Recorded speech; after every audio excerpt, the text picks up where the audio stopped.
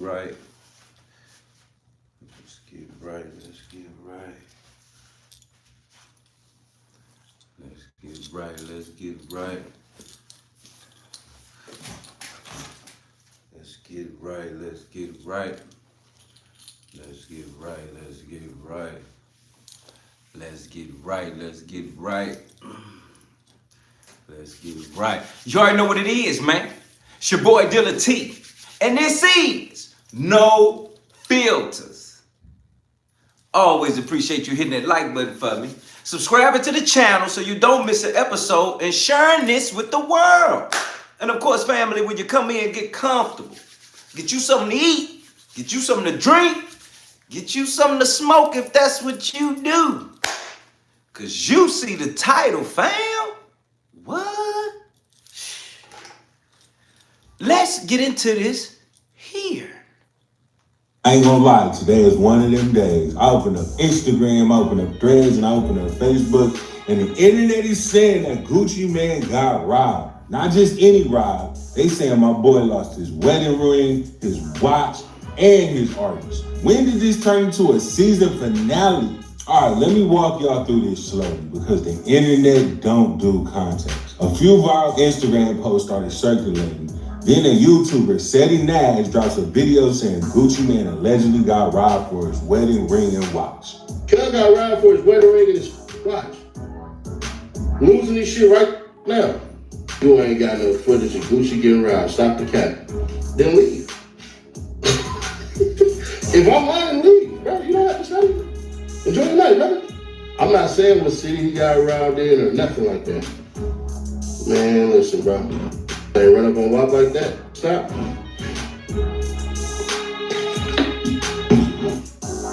Man, let me help you out real quick. Let me help you out real quick. When you go into a situation and you got security and you is outgunned, what the f you think your security's supposed to do? What the f think your security's supposed to do? Turn into Neo, start shooting everybody, you get smoked too?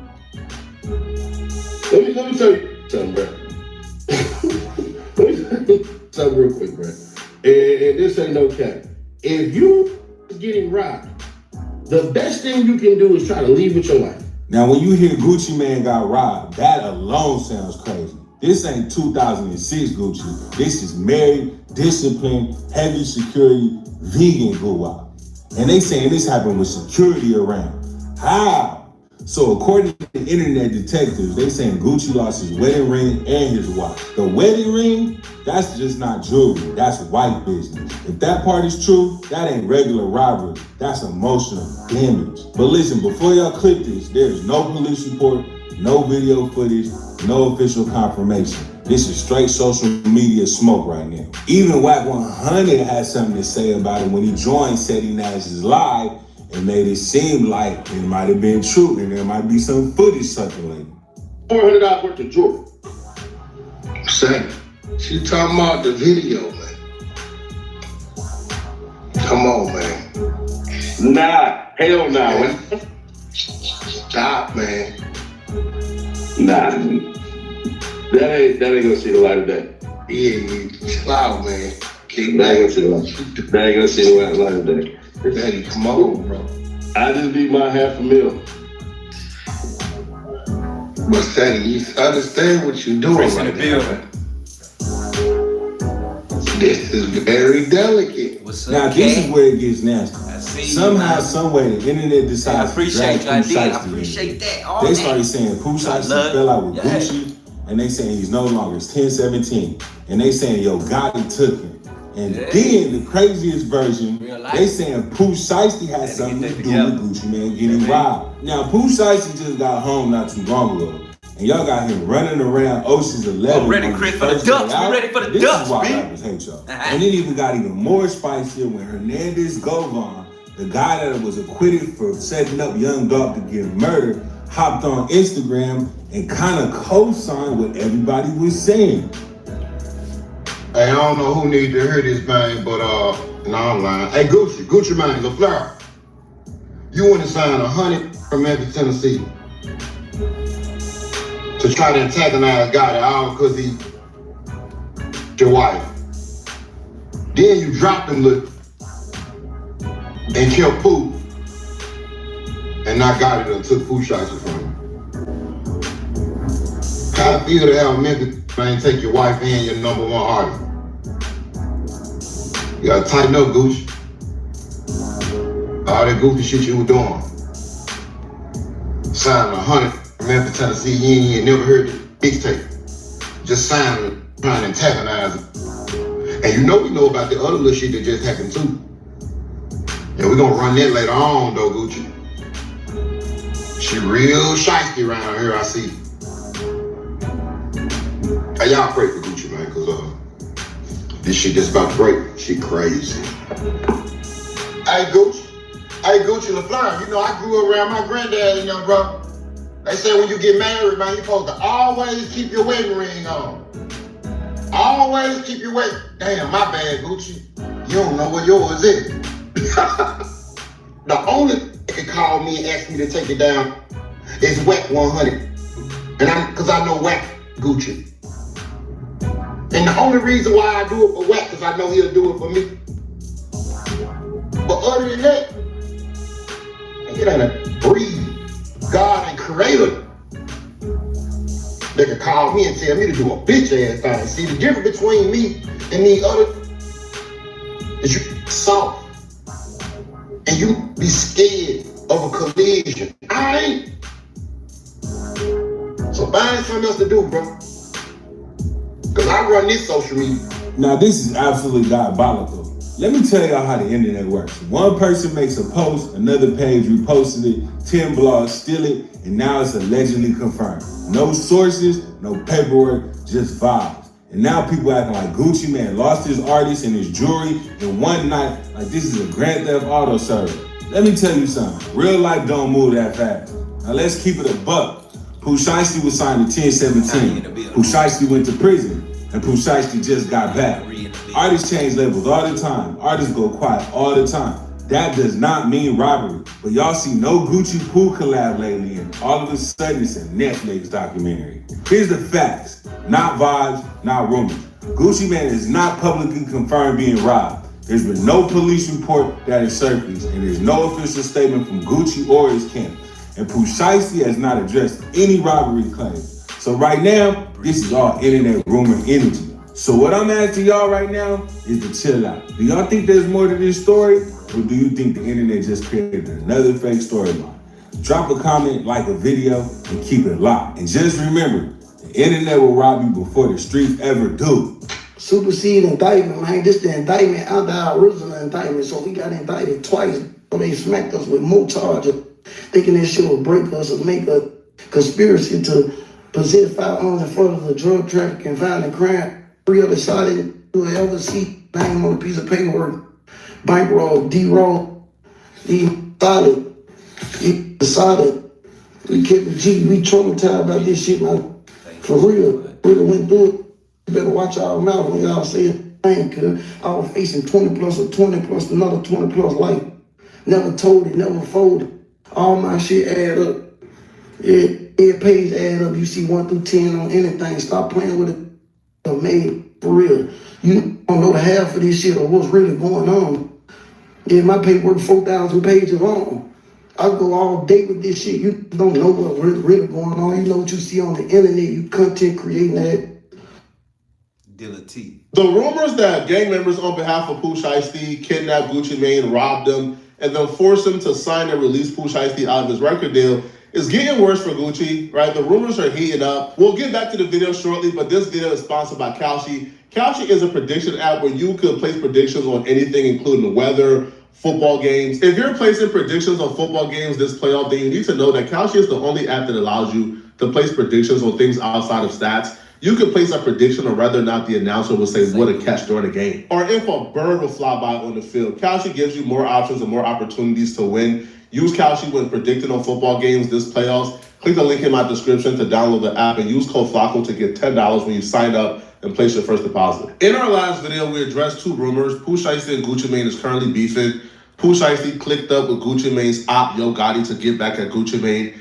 and then gang members robbed Gucci on behalf of Pooh Shiesty. I don't know who need to hear this, man, but no, I'm lying. Hey, Gucci man, LaFleur, you want to sign 100 from Memphis, Tennessee, to try to antagonize God all because he your wife. Then you dropped them little niggas and killed Pooh, and not got it and took Pooh Shiesty from you. How I feel to have a Memphis nigga, man, take your wife and your #1 artist. You gotta tighten up, Gucci.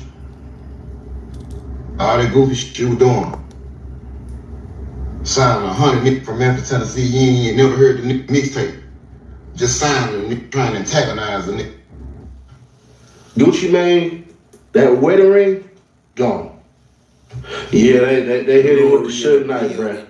They took Gucci Mane's wedding ring and they took his watch. When he said they gave him the Suge Knight, he's obviously referencing how Suge Knight in his prime was known to pull up on people and by threat make them sign over whatever he make them want to sign over. Rather is a label owner releasing an artist that he want to sign, or rather is an artist who masters he want to own who will make that artist sign over his masters to him. That's a Suge Knight tactic. He's claiming that Pooh Shiesty did the same to Gucci. So Gucci, you know this is 100% true. Hit me up, I can get you it back. But as it stands right now, bro, Gucci Mane walking around wedding ringless right now, and he ain't got no watch. I'm not gonna say who robbed him. Pooh Shiesty was not there, but it definitely went on after Pooh Shiesty left. Pooh Shiesty and Gucci Mane got into an altercation as far as a little back and forth. It's all good. Pooh Shiesty wasn't hearing that Gucci Mane had to say. Gucci Mane want Pooh Shiesty on the team, but hell nah. So what ends up happening is space in the place. Can't give you too much specific details because if I do, then y'all know that's all bad. But as soon as Pooh Shiesty got up out of there, left, got in his car, pulled off. He ain't knowing what the hell going on. All he knows is he happy that Gucci Mane signed him up out that goddamn deal. Obviously, this is a really bad look for Gucci if this happened. And the only thing really left to figure out is, did it happen as badly as people claim it happened, or did it happen slightly not as bad? Because something happened. For sure, an altercation happened between some gang members on behalf of Pooh Shiesty and Gucci Mane. But the only thing left to figure out is, did it happen as badly as people are saying it happened? Right? Now, a couple of dominoes have happened since our last video. There are sorts of hints towards the latter that maybe this is just as bad as people is saying it is. So when Pooh Shiesty was recently released from jail, Gucci Mane wrote this beautiful tribute to Pooh Shiesty. Gucci Mane wrote, "Welcome home to a real one, my ninja. Pooh Shiesty, the energy different now. Same hustle, new chapter. Shiesty back and free, the only way it's supposed to be. Real ones never fold. Time to shake the streets up. WAP, proud of you, 1017. So, again, he expressed this beautiful tribute, and it was up on his page up until the day after the incident, supposedly happened. Because now if you go to Gucci Mane's Instagram, all traces of Pooh Shiesty has now vanished, which also will play into the narrative that Gucci Mane has released Pooh Shiesty, because we don't see Pooh Shiesty anywhere on this page a day after the alleged robbery and kidnapping took place. A lot of us were pretty early reporting this story because a lot of us got our information from people who placed themselves there, who placed themselves at the scene and claimed they witnessed the altercation. That's what they said. Now, but the news were pretty much, I'll say, it started off on like the underground hip hop media section of YouTube, right? Like me, Seti Nash, King AK, Chick Smooths, right? Like the underground urban hip hop media niche section of YouTube. But it began to get a little worse for Gucci Mane once the news began to escape the underground hip hop media niche and it began to get mainstream. And when it got mainstream, it wasn't a bunch of mainstream bloggers shooting it down. It was a bunch of mainstream bloggers saying, yeah, I heard something very similar too. One of the mainstream bloggers who came out was Tasha K, the amazing, the beautiful Miss Tasha K, right? And she took to her Twitter and she says, yes, allegedly Gucci Mane was kidnapped by Pooh Shiesty and held at gunpoint until he signed a contract releasing him from his Death Row Records 2.0 situation. A very strong source connected to the situation called me and filled me in. There was no confirmed robbery, just an alleged contract release, so Pooh could freely sign to Yo Gotti. On Monday, I'll drop the rest of the deets. This is allegedly the real reason Pooh Shiesty was arrested, and they're allegedly trying to cover it up. If what I'm being told is true, everything is allegedly. Even my name is allegedly. See y'all Monday. Now, I think Pooh Shiesty went back to the halfway house. People, again, I'm not a criminal, all right? I don't know how jail works, okay? I've never been in prison, but Pooh Shiesty is like in a halfway house. I think you can have like releases or you have like permission to leave the halfway house briefly. Yeah, and this apparently took place when Pooh Shiesty left the halfway house. Now he's back in the halfway house. So I don't know how that particularly works. Now, another mainstream blogger, Adam22, he will say that he talked to a lot of industry people who are in the know, and they all told him they heard something very similar, but because, you know, they weren't there themselves, they're unwilling to say this is 100% true. But they were also told the same exact things that us, the underground hip hop media bloggers, reported 2 or 3 days before anybody else. There's gotta be a reason. Bro, I'm telling you, the whole music industry has heard this rumor. Everybody's heard this rumor and nobody can confirm 100%.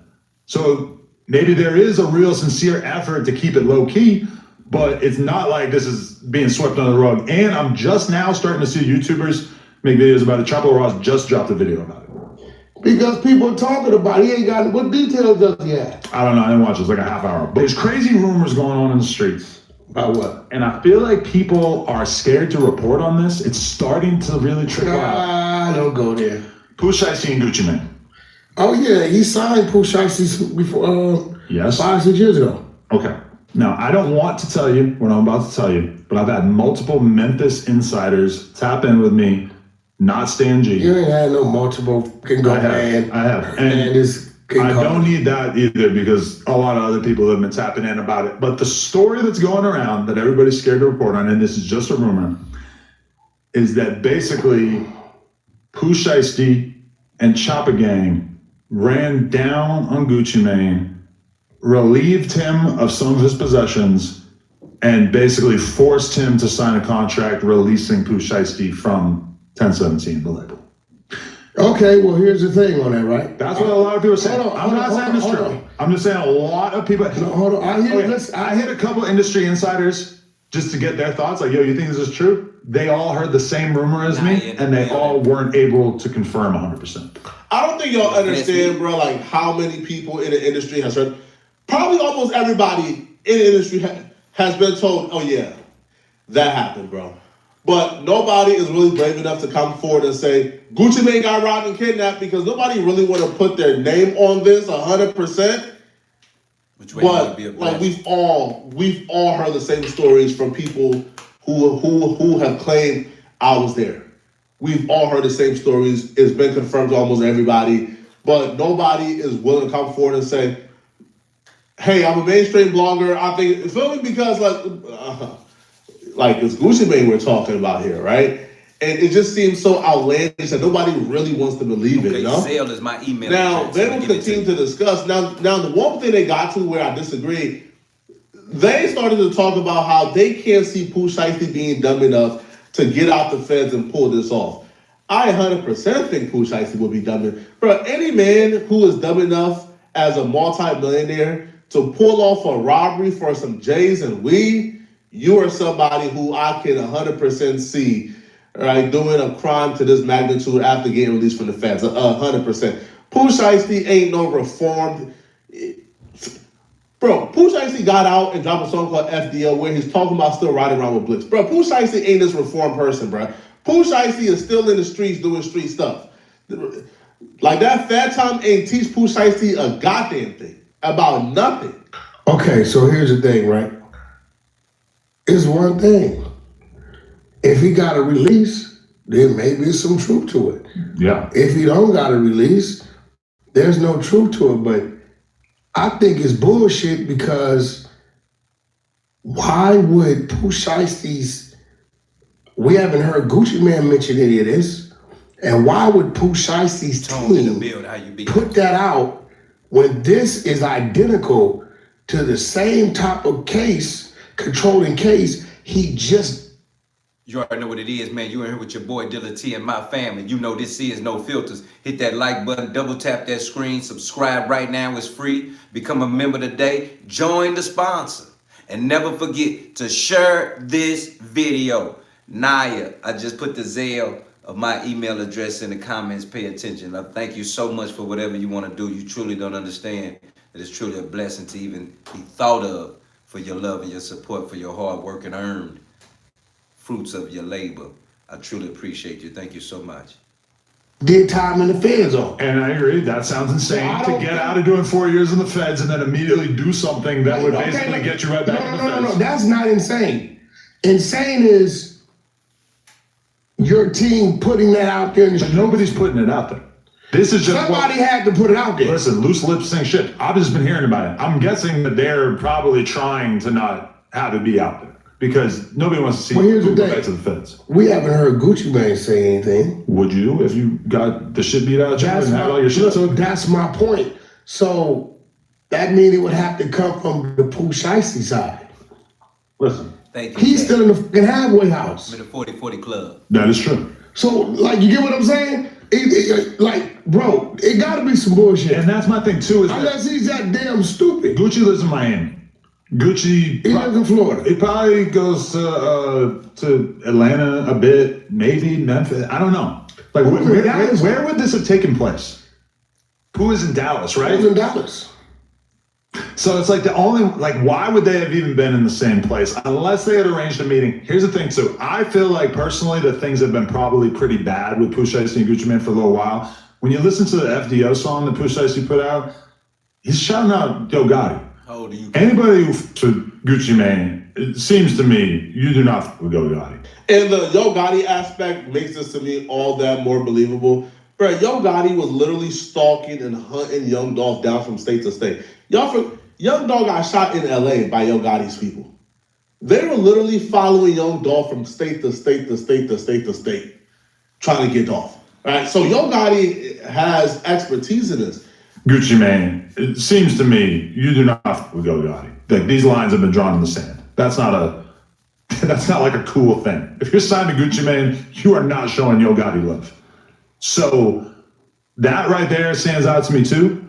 And I mean, some of the people, because this is the whole thing with us. Maybe some Memphis love. This is the whole thing with us not having like a clear source on this. Because I had people hitting me up saying, yeah, Pooh Shiesty and some of Gotti's people are the one who did this. I'm seasoned. Again, no clue. Now y'all throwing Gotti in there. The full version of the story is not as exciting as what we're getting at. Why would Gotti have anything to do with that? Because Pooh Shiesty is like the king of Memphis right now in terms of like not up and coming, but like hot young rappers. He's basically the whole deal. And he's also the one rapper that didn't pick a side between CMG and Paper Route. And as a result, you can imagine that, you know, Yo Gotti probably on his line, like trying to do something for him, especially since Gucci seems like he's at an all-time low in terms of interest in promoting new artists or pushing the label side of 1070s. I'm gonna just leave it up to y'all, man. After hearing all sides, what do you guys think? Who do you guys believe, okay?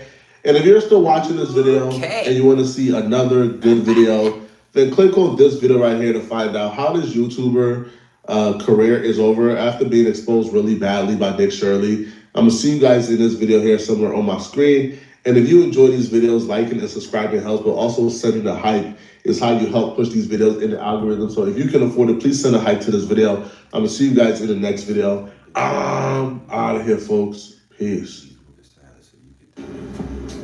Okay, y'all. Word on the street is there is a W-A to the R about to kick off out here in these streets right now over this little situation that happened with Yo Gotti and Gucci Mane, y'all. The streets is talking, and they peed off about it. Now, word on the street is it's bigger than Scar, Big Scar. But they're saying that this get back for Big Scar.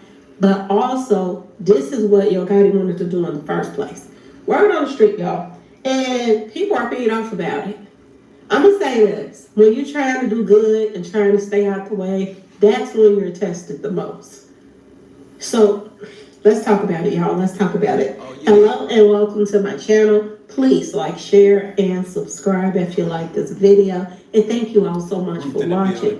Thank you to my day 1, 2, 3s, and 4s. Thank you so very much. I appreciate you all and welcome. Give the tea on face. This video is for entertainment and educational purposes only, so everything is alleged, some it's not, and the fair accused is in my description box, y'all. So let's get to it, y'all. Let's get to it.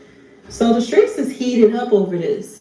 Some people is taking Yo Gotti side, some people is taking the Gucci Mane side, and a lot of people that's taking Gucci Mane side, word on the street is they're fed up with Yo Gotti. Yo, this is what I'm hearing.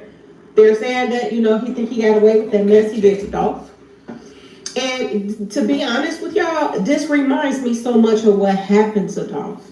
There's so many rumors out there. You know, we see what they showed us and what they put out there and this and that and that and this.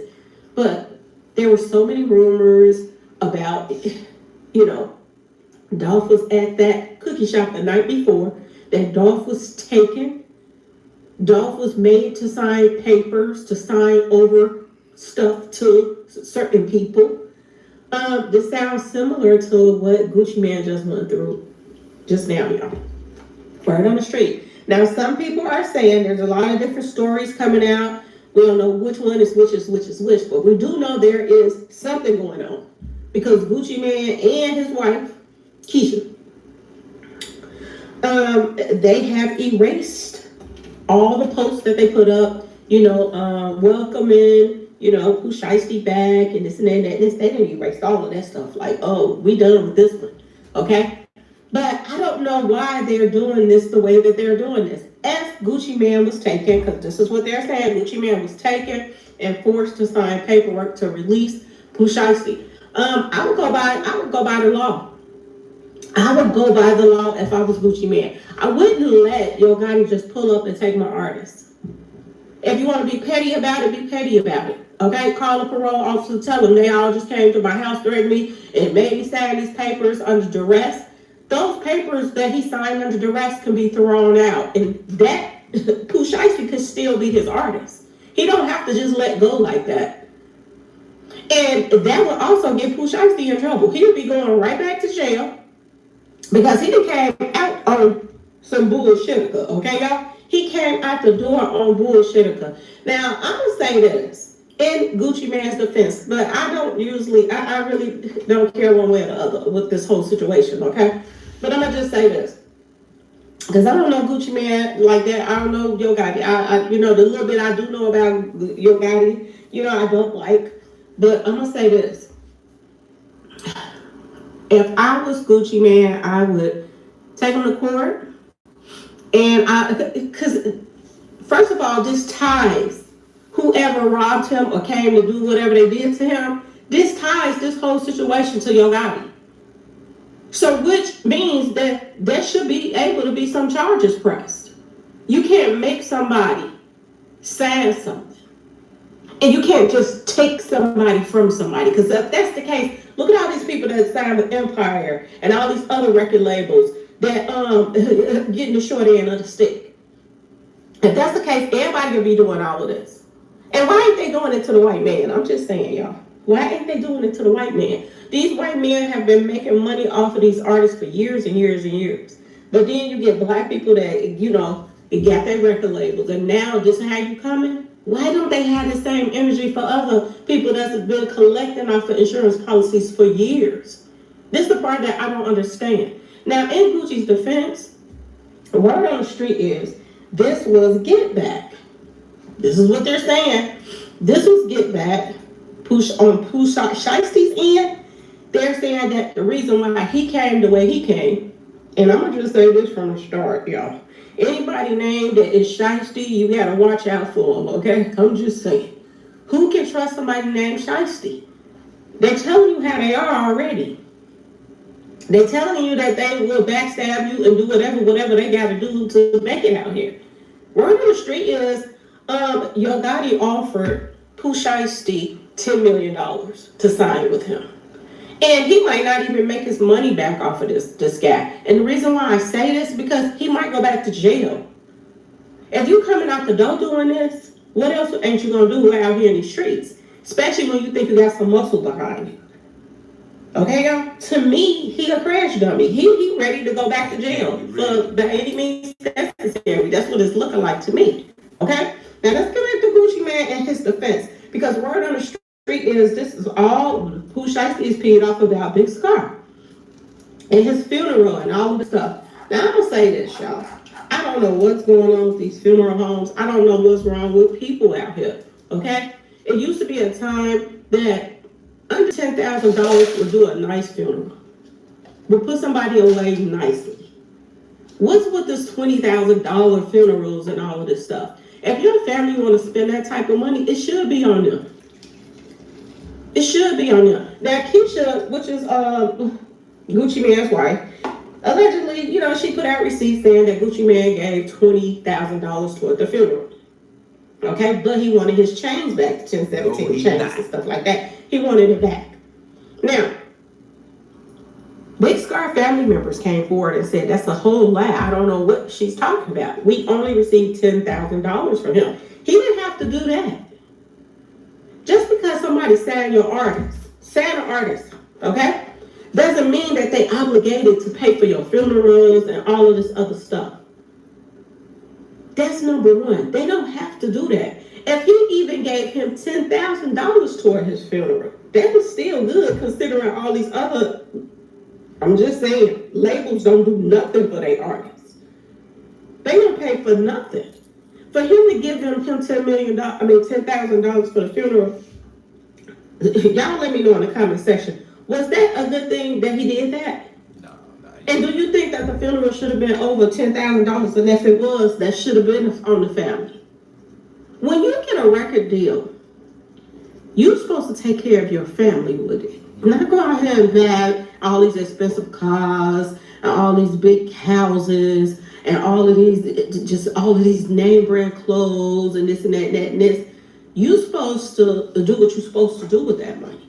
You know what I'm saying, y'all? It's okay to buy a house if your family, you get a deal and stuff like that, and your family ain't got a house to live in or this and that. You want to splurge a little bit on putting a roof over somebody's head, your mama or your siblings, whatever, if you get along with them. Okay, y'all? There's nothing wrong with that. But number one that you should be doing is taking care of business. One thing you should do when you get a record deal is get an insurance policy for yourself. That's the main thing you should be doing. That's responsible. That's being responsible. Get yourself a life insurance, just in case something happens, especially when you use certain labels. That should be the first thing you're doing. Looking out for your family. If you got a mother that if something happens to you, you want her to be taken care of. If you have kids out here that you want to leave them something in case something mysteriously or whatever accidentally happens to you, you want them to be taken care of, right? You want them to be looked out for, that they ain't hurting for nothing. You didn't came into this money. You want to make sure you do what you're supposed to be doing with it. Okay, so let's retrace. You in here with your boy Dilla T, my fam. And this is No Filters. Hit that like button, double tap the screen, because when you double tap it, that's liking it.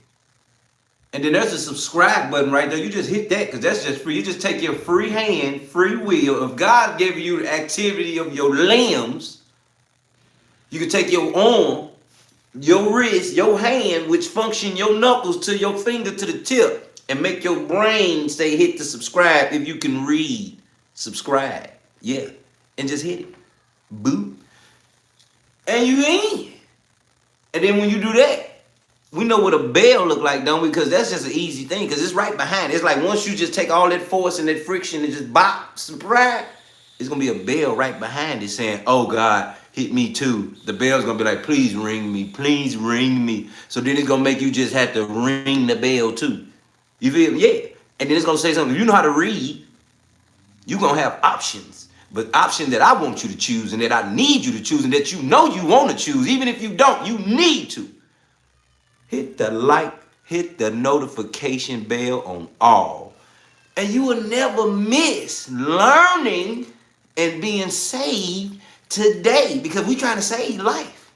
It's too much going on. You see what's going on right here? You feel what I'm saying? Trip off this. Yo Gotti. Gucci Mane. Back in the day. Woo! Yo Gotti. Gucci Mane. Gucci Mane got locked up. Keisha K.O. started rocking with Yo Gotti. Now, we all know Keisha K.O. and Gucci Mane, they've been boyfriend and girlfriend. But Gucci Mane gets locked up. Yo Gotti then hopped in the DM. With your girl on the DM. With your girl with the DM. Around with your BM. With the girl in the DM. That's what he made that for. So he knew what he was doing. Hop right on in, bop. And then she just made a mess. She made a mess with God.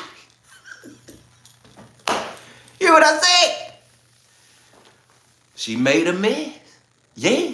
So they made a mess everywhere for an evening or some or a couple evenings. They was making a mess couple evenings. Because you know they got money.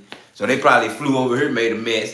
Hopped over here, went shopping, ate good, made another mess. Came back, got on the plane, made a mess. Got on the tour bus, made a mess. Just making a mess everywhere.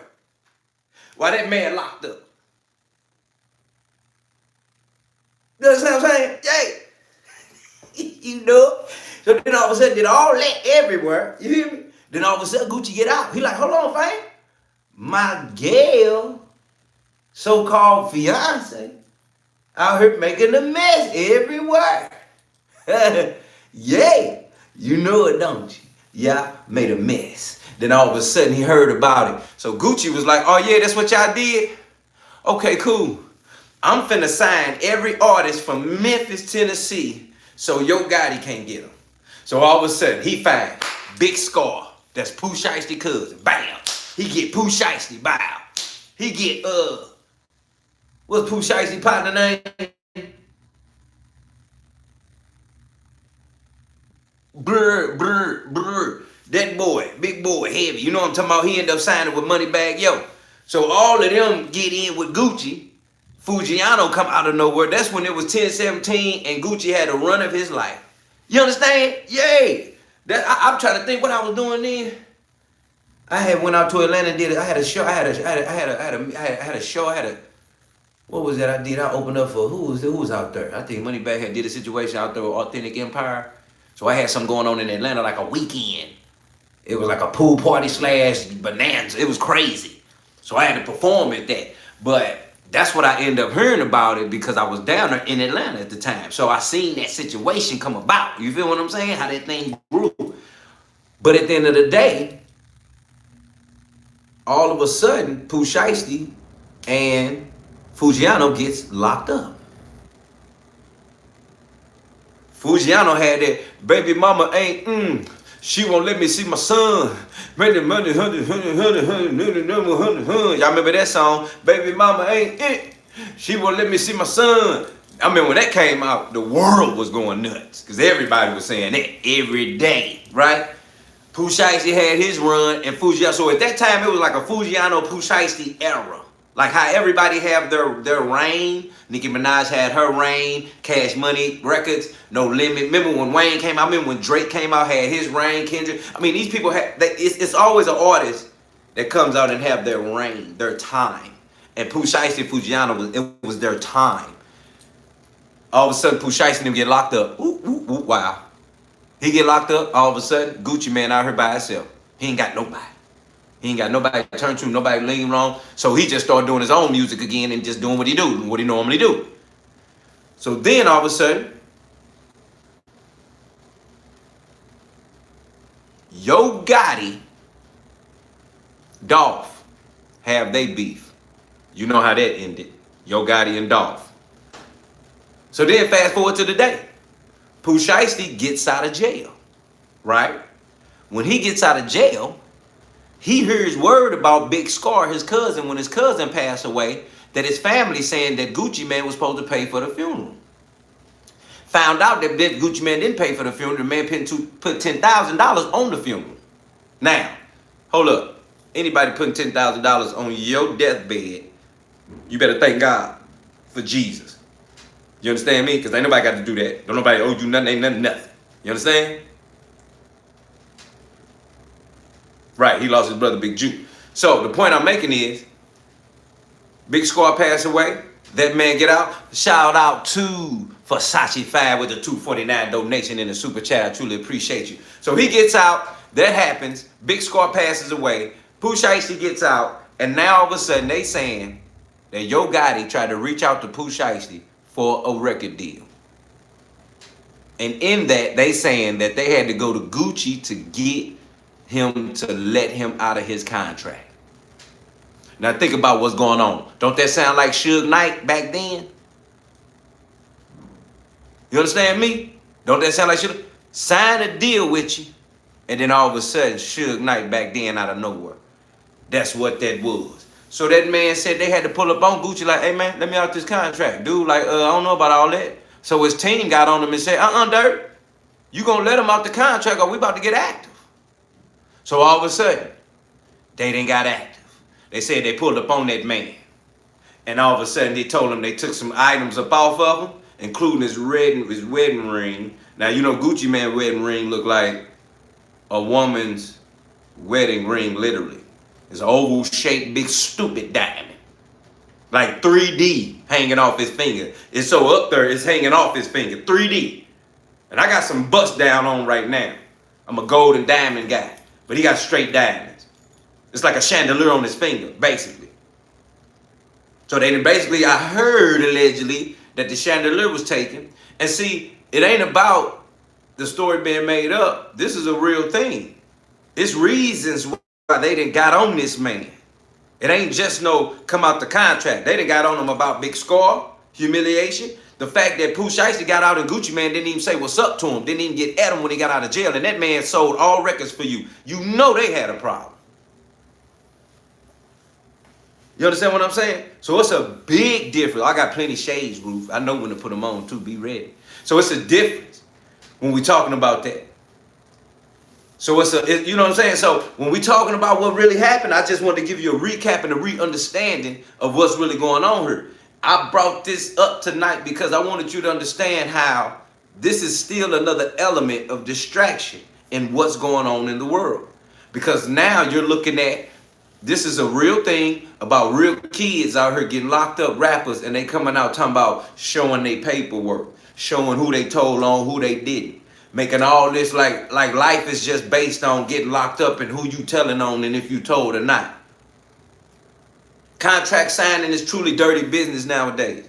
And even getting in is even worse getting out, because when we heard about Jay-Z locking Rihanna in a room, making her sign on the dotted line at 3 a.m. in the morning as if that was ritualistic. I don't know if you knew about that, but yeah, we talking about Jay-Z making Rihanna sign a contract 3 in the morning on top floor of a hotel. Threatening this woman, saying, hey, you either gonna sign this paper or you gonna go out that window. See, that's what's going on now. It's either you gonna sign or you gonna go out the window. You ain't going back the way you came. You gonna go out through the window. Oh, it's real. So that's what I mean by, if that man said they had to pull up on Gucci just to tell him, hey man, let me out my contract, or we finna everything up out of you, boy. I'm about to smack ink out your tattoos off your body. I'm about to smack them veneers in your teeth, yeah, them new joints. I'm taking them all out one by one. I'm pounding them. What we doing? Boy, I'm finna make you strip naked right here. First of all, I'm gonna make you sign this with the best signing. Boy, this gonna be your greatest penmanship you ever had in your life. You finna sign this, then I'm gonna make you strip, then I'm gonna take everything from you, then I'm gonna make you walk home. Yeah. You wanna play with my people, you wanna play with me, and I'm locked up for that many times. I ain't talking about nobody. I get out and I still don't get no nothing. I saved your label. Don't play with me, boy. Hey, you walking down the street naked? What you talking about? Pure bunions on straight ground. What? Yeah, strip right here in front of me. Turn around and walk.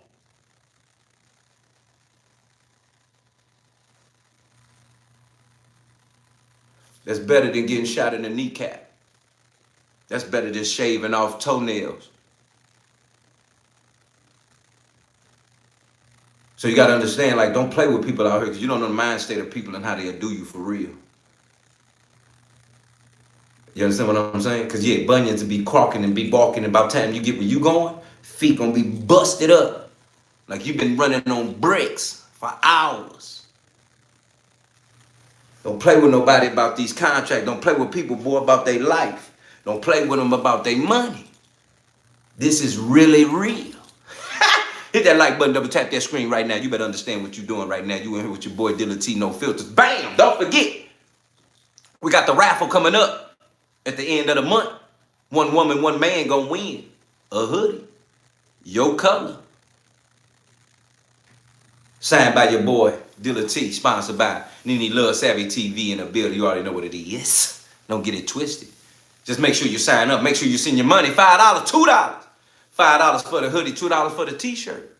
But make sure you send your money in so we know it's you, to make sure that you will win. And make sure that you are a finalist to win the raffle. Family, that's what we're doing. That's how we coming. That's how we going. Hit that like button, subscribe right now. Let's go. We cooking. Is it Gucci Man's fault that he didn't have no insurance? Oh, really, Rue? Or is it his fault he didn't have no insurance? I know people don't want to hear this, but it's the truth. Just because they sign somebody don't mean they baby now, that you're supposed to do all of this stuff for them and this and that and that and this. They try to protect themselves. Don't count it up. Some of them. Okay, I'm going to just put it out there because some of them I do believe there'll be some sacrifices going on. Okay, when money get low, some of these artists just mysteriously stuff happens to them. Okay, and this was one that was, I'm just saying, if you out here smoking your kneecaps off, that's the way they could take you out and nobody gets in trouble for it. Okay? The whole thing was weird how he passed away in the first place. Okay? But still in all. Cat, did you when you were signed to these labels get insurance on you just in case something happens to you. They can get whatever they invested in you back. Those chains ain't free. Those chains are not free. He had to pay for those. And he paid a pretty penny for these chains. Now, I didn't like the fact that he wanted the chains back. I didn't like that part. If you gave him those chains and that was part of that deal, then he was supposed to keep those chains. Amen. Okay? If something happened to him, his family was supposed to keep those chains. Okay, now, you didn't have it in the contract or clause. If something happened to you, to return these chains, or these chains is just loaned to them. That's not that. You gave it to him, so that's what it was. Now, I can see Pooh Shiesty being mad about him asking for the chains back. But as far as the $10,000 toward the funeral, he didn't have to do that. Right. He did not have to do that, and he's not obligated to do that. Pooh Shiesty had money. Didn't he have money? Why couldn't he help pay for the funeral? Didn't he get a record deal before he went to jail and all of that stuff? Where all this money at? Well, you ain't putting it on your own cousin's funeral, if that's the case, okay? I don't know if he did or not, but that's your family. And if you choose to, I'm just saying, y'all, if you choose, what is wrong with my screen? If you choose to pay whatever you're going to pay on your own family member's funeral, that's your family. You can help them if you want to, or you can refuse if you want to. I don't mess with them like that. You know what I'm saying? Or you can help them. That's my dog. But your label does not have to do this. And I just feel like they were being selfish when it came to that situation. Yeah, he was wrong about the chains, but he also paid $10,000 toward the funeral. So give him his props for that. That don't make any sense. You didn't sit back in this jail and you didn't just build up some animosity and this and that, and then you didn't get with your guy who is already waits on some bull crap. And I keep saying this over and over again. I keep saying this. Your Gotti ain't got time. He got a lot of time on his hand, okay? That's basically I was just finna say. He had a lot of time on his hand. And I think that Yo Gotti is peed off about Glorilla and her new boo. I'm just gonna put it out there, y'all. Have you been buying her gifts and cars and purses and stuff since she been in a relationship? Have you been hearing anything about that anymore? No. Because that's who he wanted and he didn't get. So now he want to go back to the streets and be petty. But Lord knows they're saying that it's about to go down on these streets. They're saying that this ain't about to be no Dolph stuff. And they ain't forgot about Dolph, y'all. They have not forgot about Dolph. A lot of people that's peed off and still about what happened to Dolph. they're combating with the people that's peed off about the Gucci Man situation. And they're saying that it's time for Yo Gotti to be stopped. This is what the streets is saying, y'all, okay? And another thing that I am hearing is... Hey, be nice in here. You can't tell Ruth to STFU. We're not doing that. Get some water. Hit that like button, double tap that screen, though. Y'all, they got it in for Mr. Orange Mount Quet. Orange Mount Quet better watch his back right now, y'all. Seriously. Because a lot of people want that head on a silver platter, y'all. Word on the street. And the first chance they can get at Gucci, not Gucci, Yo Gotti. Word on the street, they coming for him, y'all. They are coming for him, y'all. What God you talking about? I heard some weird stuff. They said that they were doing some crip walking when they took Gucci Man stuff. They was crip walking out the door. You tripping, It was funny to them when they took his stuff and made him sign the situation. Now, let me tell y'all the rumors that I'm hearing. They're saying that they took $2 million from him. I don't know if that's true or not. Who has $2 million just... What is wrong with you? Why you gotta be talking about Jesus? What'd he do to you? Or didn't do for you? What's wrong? You mad? Oh man, we gotta pray for you, man. Something wrong with you, man. Hanging around, okay? But this is what they're saying, that they took $2 million from him, and they also took his chain, and not his chain, they also took his watch, and they took his wedding ring. And there's bloggers, SETI, and all of these people saying that I can get you your stuff back, and all of this stuff. And he's incriminating his own self by saying, I can get your stuff back, because you telling Gucci Man on your page that you know who got his stuff, and you can talk them to give it back to you. So y'all, this could get ugly. This could get really ugly. But like I said, I hope Gucci Man, due to the fact that he's staying out of trouble, he's a family man now. A lot of people don't like the new him, but the new him keeps him out of trouble. And I cannot stress this enough. When you're trying to change your life around and trying to do something better with yourself and not, be a trend out here and this and that and doing the things that you're doing to people and all of this stuff, people don't like when you stand out of trouble. They can't stand it. Every time you see Gucci Man and Keisha, they flossing and this and that and this. A lot of people is feeling Keisha. Okay, so let's get right. Don't go there. Pooh Shiesty and Gucci Man. Oh yeah, he signed Pooh Shiesty before Yes. 5-6 years ago. Okay. Now, I don't want to tell you what I'm about to tell you, but I've had multiple Memphis insiders tap in with me, not Stan G. You ain't had no multiple can go I have. And I don't need that either, because a lot of other people have been tapping in about it. But the story that's going around that everybody's scared to report on, and this is just a rumor, is that basically Pooh Shiesty and Choppa Gang ran down on Gucci Mane, relieved him of some of his possessions, and basically forced him to sign a contract releasing Pooh Shiesty from 1017, the label. Okay, well, here's the thing on that, right? That's what a lot of people are saying. I'm not saying it's true. I'm just saying a lot of people. No, hold on. I hit a couple industry insiders just to get their thoughts. Like, yo, you think this is true? They all heard the same rumor as me, and they all weren't able to confirm 100%. Okay, so here's the thing, right? It's one thing. If he got a release, then maybe there's some truth to it.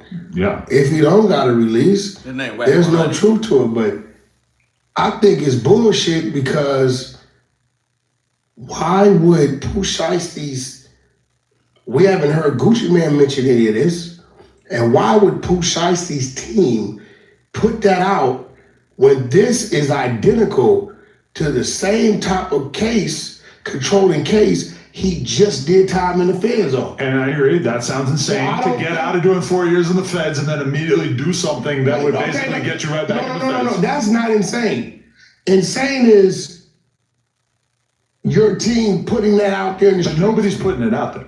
This is just somebody had to put it out there. Listen, loose lips sing shit. I've just been hearing about it. I'm guessing that they're probably trying to not have it be out there, because nobody wants to see who go back to the feds. We haven't heard Gucci Mane say anything. Would you if you got the shit beat out of you? Okay, so real quick, just so you know who you watching, Dilla T, my fam. This is No Filters. Hit the like button, subscribe. Let your arm, let the Lord wake you up with your limbs and release your arm. Everybody take your arm, your hand, wiggle your finger, take it straight to the subscribe button. And then also double tap the screen. Easy thing to do. Just a double. Just let me tap on your body. That's me touching your body. You see how you just double tap bodies, but then you just double tap the screen, and that's just easy work. That's how you like, fam. That's how you love. If you love, hit the heart. If you like, double tap the screen. See what I'm saying? It's something for everything. If you like, double tap the screen. If you love, double tap the hearts. If you want to keep it 100, hit the 100 sign. Double, triple tap that. But don't just sit there, fam. And if you're sitting there, tell me what you're doing right now. Now I want to know what you doing right now. Tell me, woman, what you doing right now. Ruth, what you doing right now, woman. Tell me what you're doing right now, Tanya. Grown woman, tell me what you're doing right now. Lori, is you chilling? What you doing right now, Lord? Tell me what you're doing right now. Chris, what the level is with you. Partner, is you chilling like a villain? Is you posted up like a stop sign? Huh? That's what I'm talking about. Lori gonna tell it like it is. Laying in the bed, sending love. As we will and as we should. Oh, Lord, what you doing, Ruth? Just sitting in the living room on the TV screen? Am I on the screen? Let me get right for the screen if I'm on the screen in the living room. Looking at you right there on the couch, right there. What you doing? You on the couch? Okay, then. Chris said, man, you know I'm posted like a mailbox. That's why I said like a stop. Know you is. Posted up like post office. Posted up like the post office. I know it, fam. Shout out to vibing and relaxing in here. I want to know what you're doing. So yeah, Whack 100. Whack 100 is a manager. Whack 100 was the manager of Nipsey Hussle. Let me say that again. Whack 100 is a manager. Whack 100 was the manager of the late great Nipsey Hussle, R.I.P. to him. Now with Whack 100 being from the hood, from L.A., being locked up, did some time, got out. Whack is in the business of bullying, or should I say he's in the business of organizing.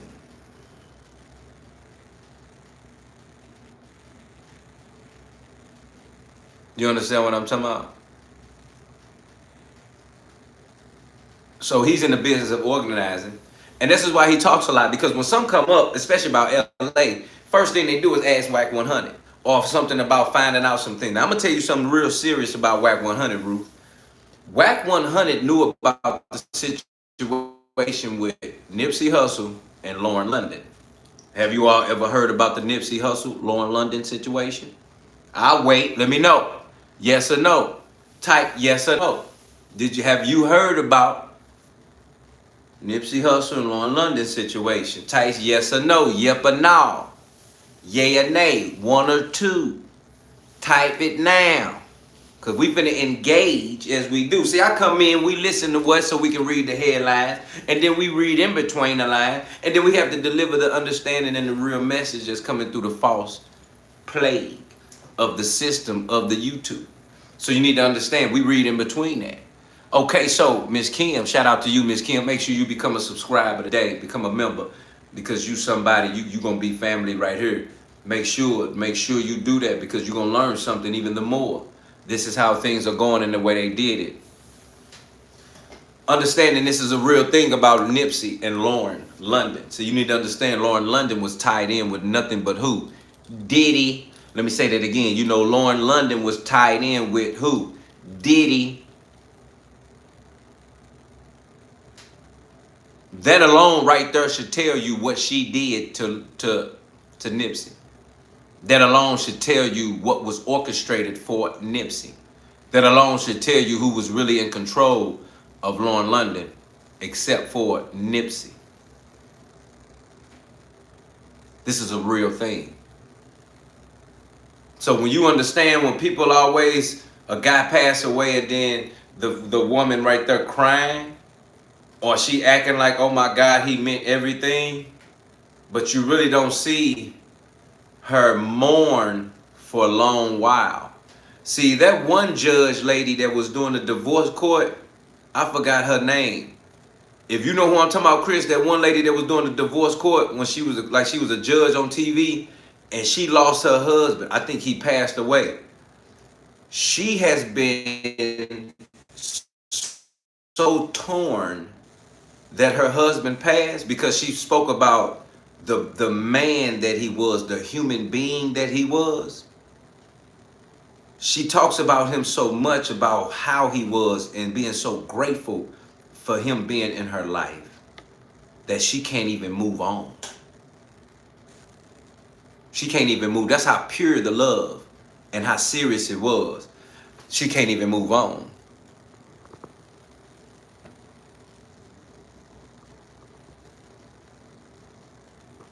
So I'm saying that to say this even the more, because Lauren London really didn't mourn too often. I'm not saying she couldn't, but I'm just saying the way they was describing their love and situation, that was something was fishy to me about that. But as things have gone on, more and more has come out. Things that Lauren London did with Nipsey, and Nipsey with Lauren London to the public. Whack 100 has tapes. That's what I was getting to. Whack 100 has tapes about this young, yeah. So you gotta understand, when you really try to be an actor, it's so much of a difference than trying to be a rapper. See, the actor has only one route to go through. See, you can't just be an independent actor and just come up with, well, you can, but normally if you're an independent actor, you have to be the director and almost the producer as well. You have to create your own films for you to produce independently without you having to get into an organization where you have to do things just to be in it, like a lot of people have done to be in a position. So when we talk about Whack 100, Whack is in a very, very serious position to know people's business. And literally, like when the Megan, we gonna get, we gonna go crazy this week. We getting an update on everybody. Cause Meg Thee Stallion and Tory, we gonna get an update on it. She been talking so much, she about to talk herself right into where she supposed to had been from the jump.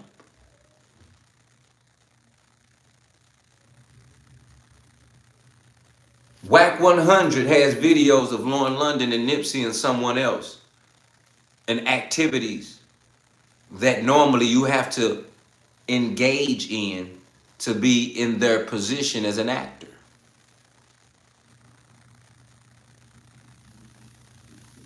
You right, Kat. Kat says there was a clip where Nipsey did not like how Diddy was trying to make him look and sound stupid in front of Lauren London. It was a clip with them sitting in the studio together trying to collaborate. And that's when Diddy was trying to tell Nipsey to stop clapping. And Nipsey said, hold on, Dirty. I'm going to clap all day and all night like a marathon. Who you talking to? And he kept clapping. And then he told everybody else in there to start clapping. Like, hold on, Diddy. Who you talking to, Dirty? You telling me to stop clapping to a record I just made that I know is about to go triple stupid, double large? The world is about to love me. And you telling me don't clap in her? Because you know this my gal. That's your gal. Both of them love me. And you just a playboy just paying for some, That's a bar right there, Chris. So you telling that man don't clap, that boy kept clapping. So this is what I'm talking about when I'm saying I get what you're talking about, Kat, because that was a real thing. So I was just trying to tell you, it's more to the situation than Lauren just being on the side of Nipsey and her and him looking so good, like Remy Ma and Papoose and Clarissa. But now you finding out that Remy Ma, Papoose, and Clarissa got a whole thing going that the world wouldn't even understand. But it's happening. So yeah, Lauren London, she don't get no pass. And Whack 100 know everything that happened between all of that. Yeah. So when we on the outside, we really don't be knowing nothing. And when you find out the real stories of that's behind all of these type of situations, you just gonna be stupid astounded because you think it's this, but you have no idea that the situation has nothing to do with that. It be having something to do with something over here bigger than something, and you be like, wow, really?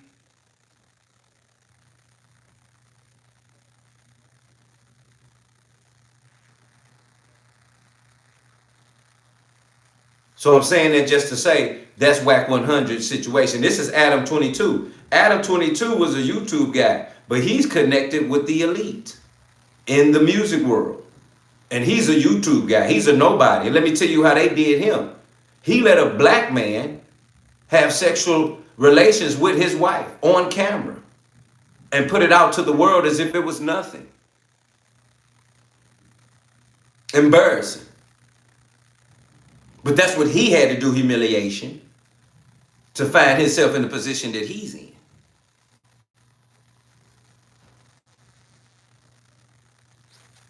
Oh yeah, that's what he did. Exploited it. It was nothing to her, and he got the nerve to be like, that's my wife. The nerve of you. The nerve of her.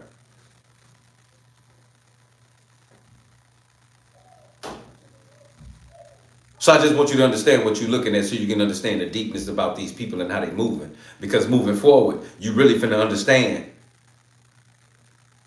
Yeah. And see, the type of tape that's being seen that Whack had, it was a lot of moaning, it was some facial expressions, and you definitely know who was in that tape. You definitely know who was in the tape. You definitely know what was going on.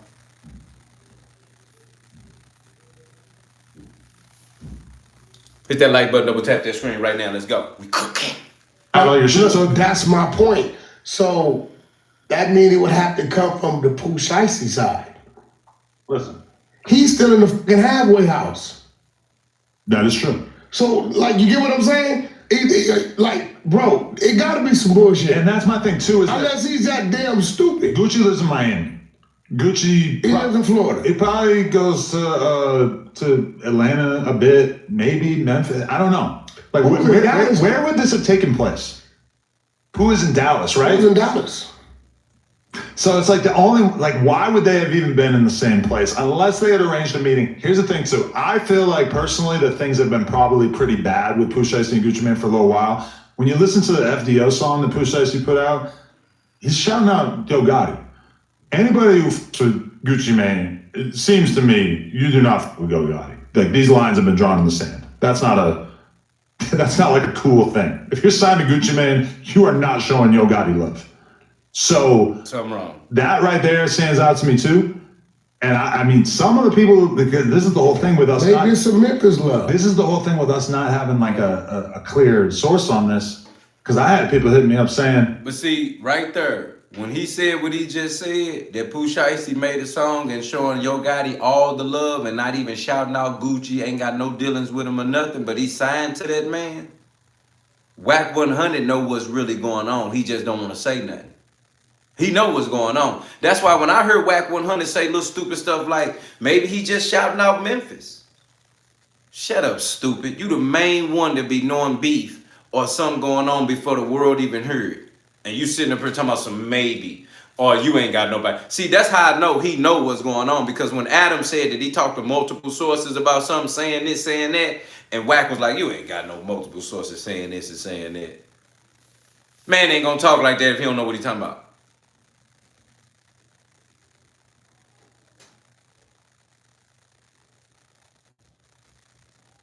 You understand what I'm saying? That's it. It's just not going to be like that at all.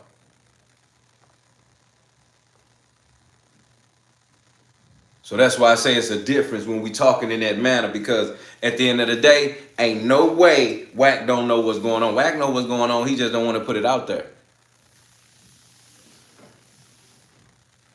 Hit that like button, double tap that screen. Let's make sure we're keeping it together. Let's make sure we're paying attention. Let's make sure we know that we cooking in here. Let's go. Yeah, Pooh Shiesty and some of Gotti's people are the one who did this.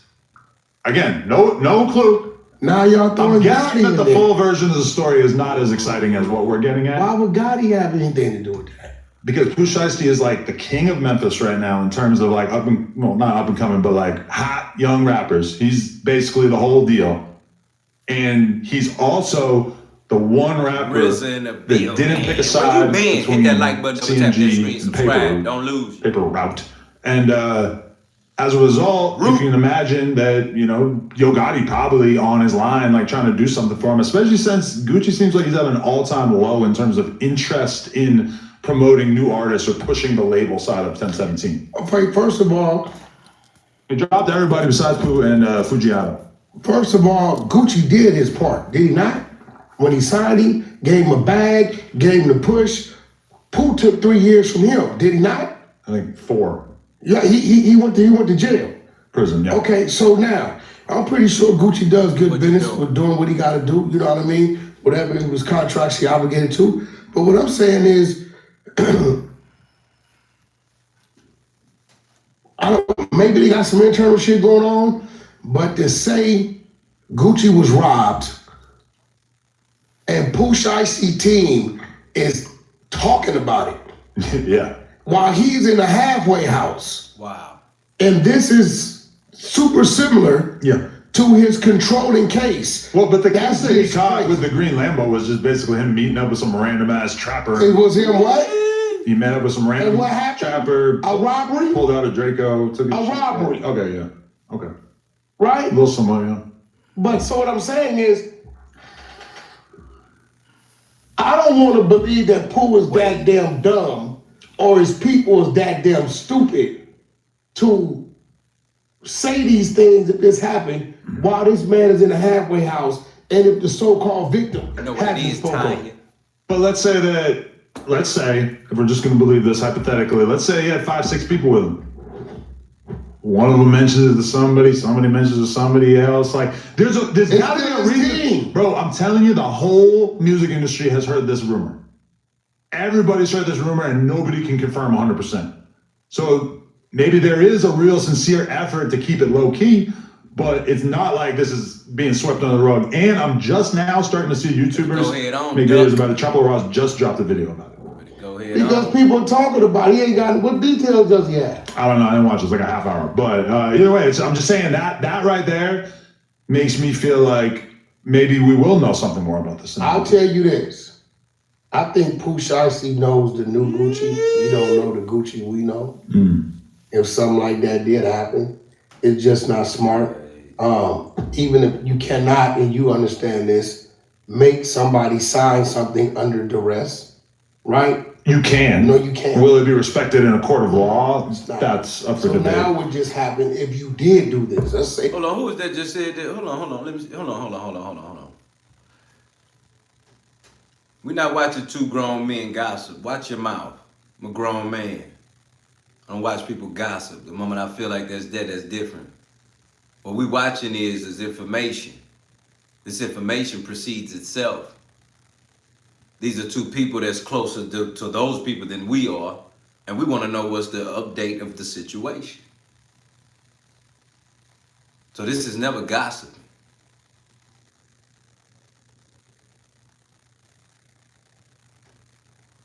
Right, Naya, tell him. Naya knew who that's, yeah, let's get it right. Watch who you talking about. Don't ever come up in my house talking about we gossiping. We don't do that.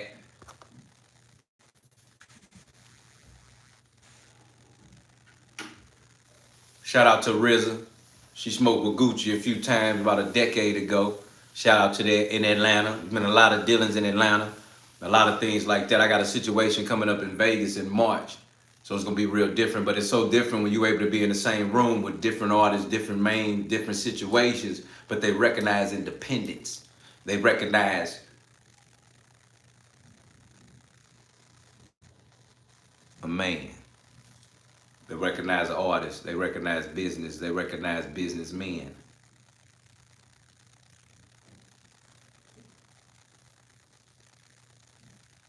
So we want to make sure we understand what's real. Make sure you double tap that screen, hit that like button. Never forget, one of you gonna always have a chance to go live with your boy Dilla T on a Friday night. It's gonna always be a last Friday of the month starting out in this January. Which one of it will it be? One of you going live with me, Dilla T, right here on No Filters. Be ready when I call your name. Be ready to tune in. Be ready for the topic. Make sure you get you something to drink, something to eat, and something to smoke if that's what you do. To be ready to open up your mouth and be ready to speak and debate with me or agree to disagree. But all we ask is that we have peace at the end of the day in the house. Never forget, become a member, subscribe, hit that like button. Why? Because we cooking. Let's go. This happened. Yeah. Now Gucci got the power to put your ass on the shelf. This a fact. Yeah. Right? Put you on the shelf, tie you up 2-3 years, try to get out of contract. Every time you put something up, he can snatch that shit right on down. This is just real shit. Okay, I will say this though. Like, why would you can't? It is hard to believe that Pooh Shiesty could be dumb enough to do this. That's all I'm saying. But when you look at the cases that Pooh Shiesty has that led to him getting those. Now, what's gonna happen is, let's go back to what I just spoke about, the live. One of you being able to go live with your boy Dilla T on the last Friday of the month, be ready. I'm gonna give you the opportunity to discuss the topic. I'm gonna give you 3 options. A topic that we already have is ready, a topic that you want, or a topic that you choose from the people that you would like to discuss yourself. As I can see right now, the fam has voted. That's what it is. I'm hearing that Ruth is to be the first candidate up for live. Is that true? Is that real? Because I heard that the fam has voted saying that that's the level. It sounds like that's what that is. I heard that it's trying to be Ruth. Ruth trying to be up first for this live to understand. You got to be ready now. You got to be ready. Got to make sure your timing is ready. Make sure, because we're going to start on time.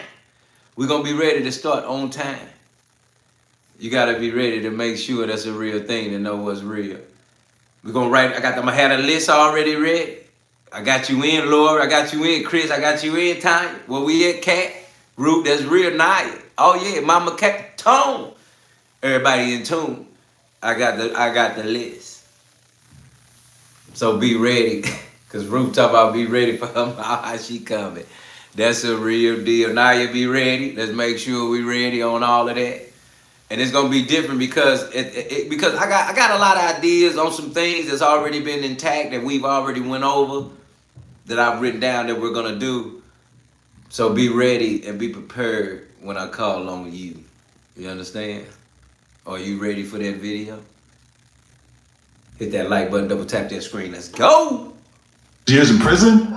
I mean, it was hard to believe those things happened as well. We already talked about the robbery that happened with the green Lambo and everything, but the really crazy thing was that he was performing on stage with a gun hanging out his pocket, with a bunch of money hanging out the other pocket, and somebody snatched some of the ones out of his pocket or whatever, and he ended up shooting at he shot a security guard inside the club. I mean, that was pretty hard to believe at that time too. It disappeared, right? Of that? Yeah. I don't remember exactly how That's a fact, it disappeared. I know that for a fact. Yeah. Right? My biggest concern, I don't want one of my top rappers of all time, Gucci Mane LaFleur, millionaire but don't give no care. I don't want Gucci Mane. I don't want to think of him getting robbed. I was hoping he could just have this quiet life for the duration of his life. Gucci Mane to be robbed, right? That means it was a sneak attack.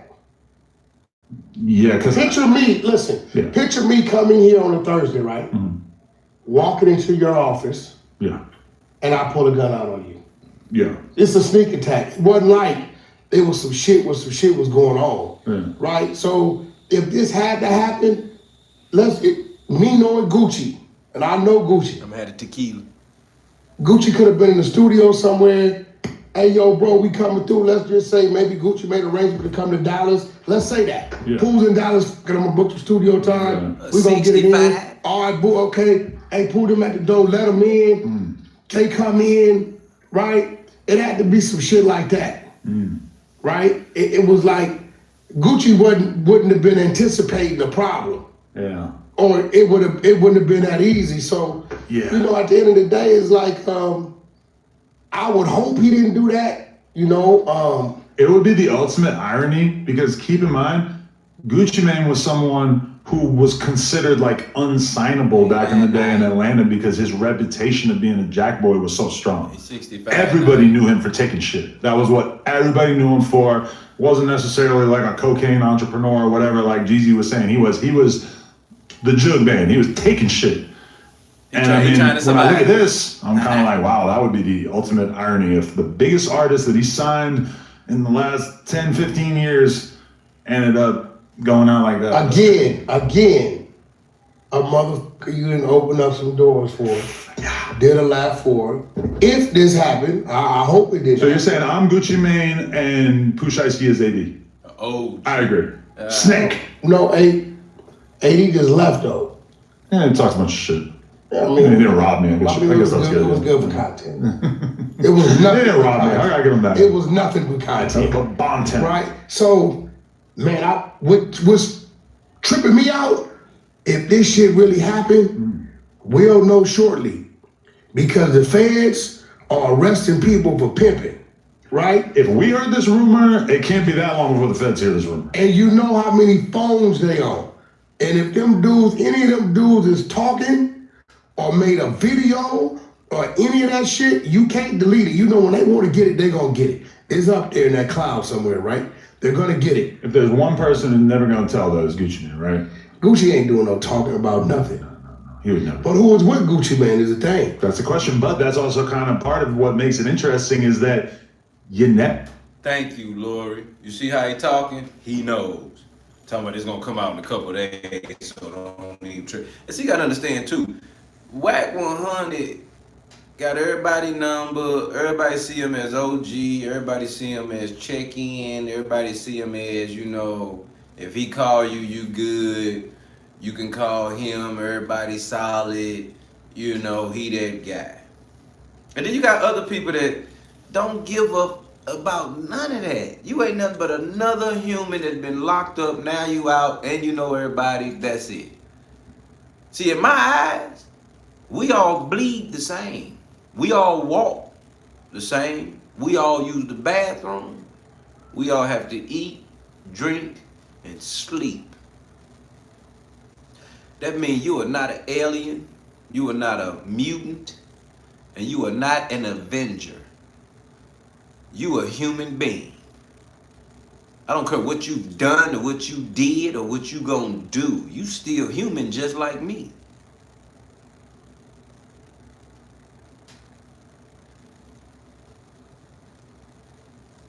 We don't excuse ourselves for you. We don't hold you in high regard. We don't see you as the upper echelon. And you are truly not the judge.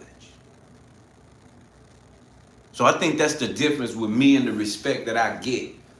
Because I don't see things, I have no respect of person when it comes to anything. So I feel like that's why I get the respect I get, because I have no respect of person in anything. Nobody is seen in my eyes except for the Most High.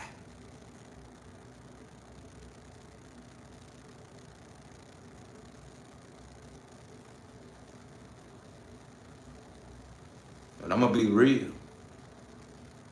I used to tell people that we was mutants because we didn't look like everybody, or we didn't look like how you look. Like, I don't look like you. You don't look like me. People don't see you as they see me. People don't see me as they see you. So I used to always feel like I was a mutant because the powers that I had could reach out and touch anybody. You know, some people, see, people don't have them type of powers where they can have or touch anybody or be in communication with anything.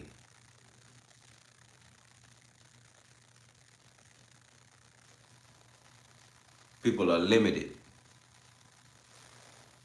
I've always been the difference, but people are limited. Cat says was Diddy and other person now locked up in jail ever in cahoots in case of Nipsey's ultimately passing? That's what I want to know. If they were working together to take him out. So you got to understand. I don't put it past. Because a lot of things we was finding out about Diddy having his hands in, we didn't even believe that. Because you couldn't even believe he had hands in something that you never would put this name with Diddy name. But then when you find out this name is with Diddy name, you like, oh my God. People didn't know that Lauren London and Diddy was a couple at a point in time. He used to rock with her. She used to be one of his playmates.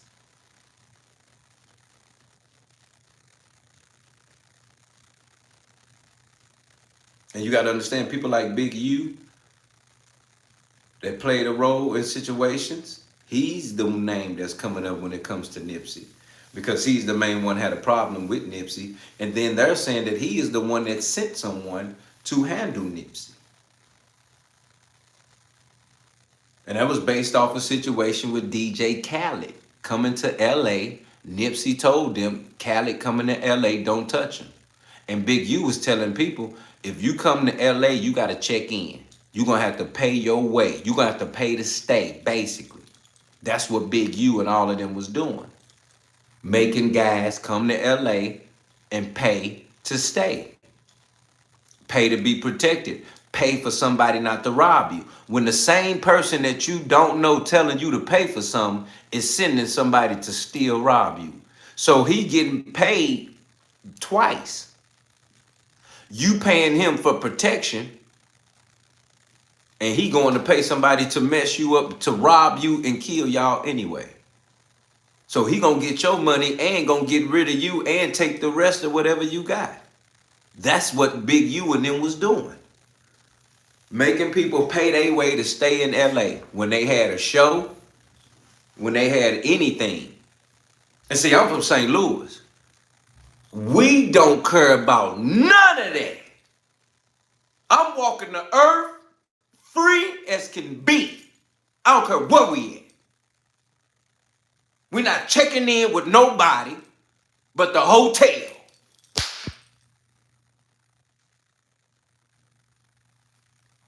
What you talking about? Boy, I've been through it. Life going on. Jesus, I'm hurt. I'm in the land of the living. You're not going to tell me to check in with another human to walk on earth.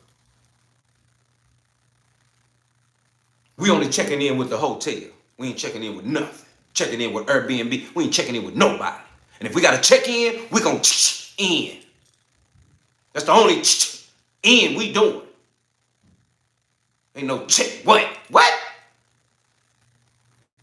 Who we checking with? That's the only check going on here. And we prepared.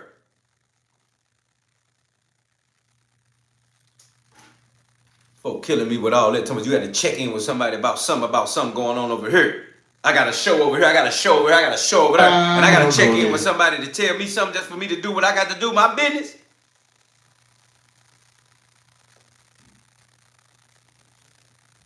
That's the only check-in we doing. That's the only check-in we doing. Tell your neighbor that. That's the only check-in we doing.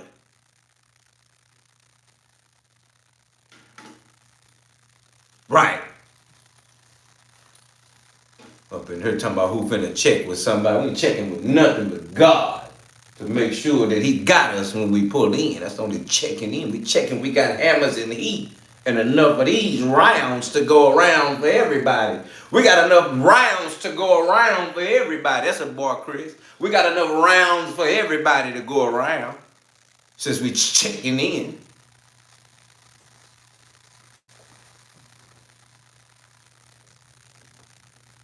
Talking about we boy.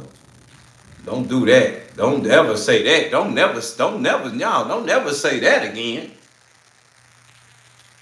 Don't do that. Boy, what? Nobody even with me would be saying nothing like that. Somebody with me say something like that. You said do what? No, don't say that. No, yes, that was stupid. Yeah, don't say that again. You need to go back where you came from with that. What? Boy. That ain't the dumbest ever I ever heard in my life. We checking with who and what? What we checking about? No. Hit that like button, double tap that screen right now. You about to get a little history with the situation.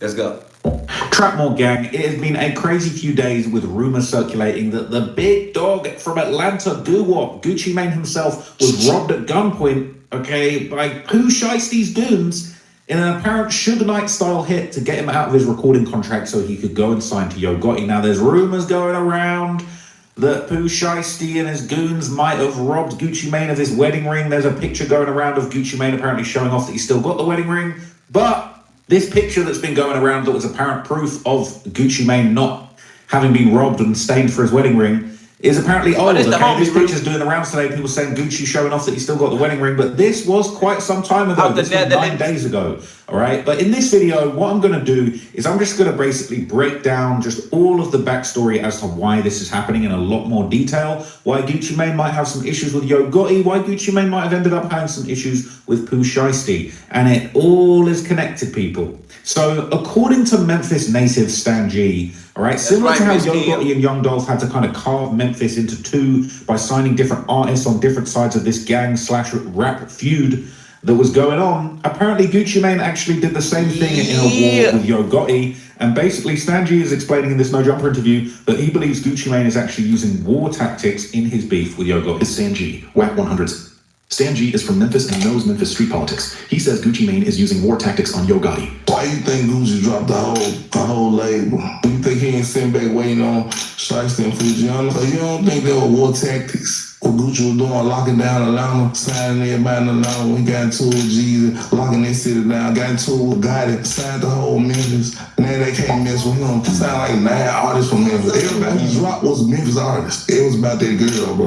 Every time he get into something, he locked the city down. Then he went to Memphis and, look, I'm signing all these boys from Gotti hood. Gotti ain't gonna never mess with them for it because you was already rocking with Gucci before.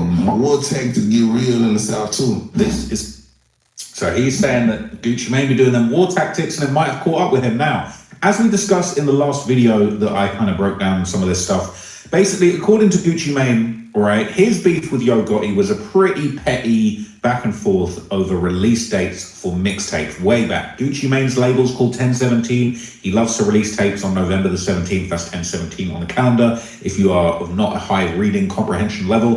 And apparently this was the original reason for all of this beef. They was at the radio station. I'm sure y'all seen the now infamous interview. Dolph he at the radio station with the green sweater on. Gucci with the red sweater. I said God was cool until he turned into a buster. Right. So I wasn't saying that we wasn't even cool. I said we was cool until this point right here. They dropped this mixtape on 1017 and tried to like ride my wave. You know what I'm saying? Like he was an artist of mine and we get some kind of money together.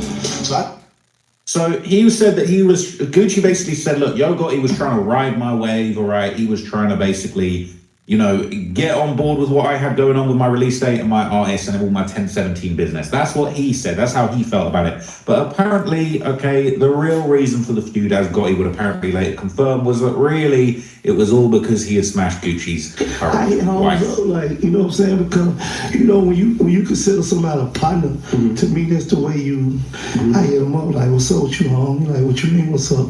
He didn't even speak about what he tweeted. He was like, oh, man, you put G's and Tip on the Rex remix.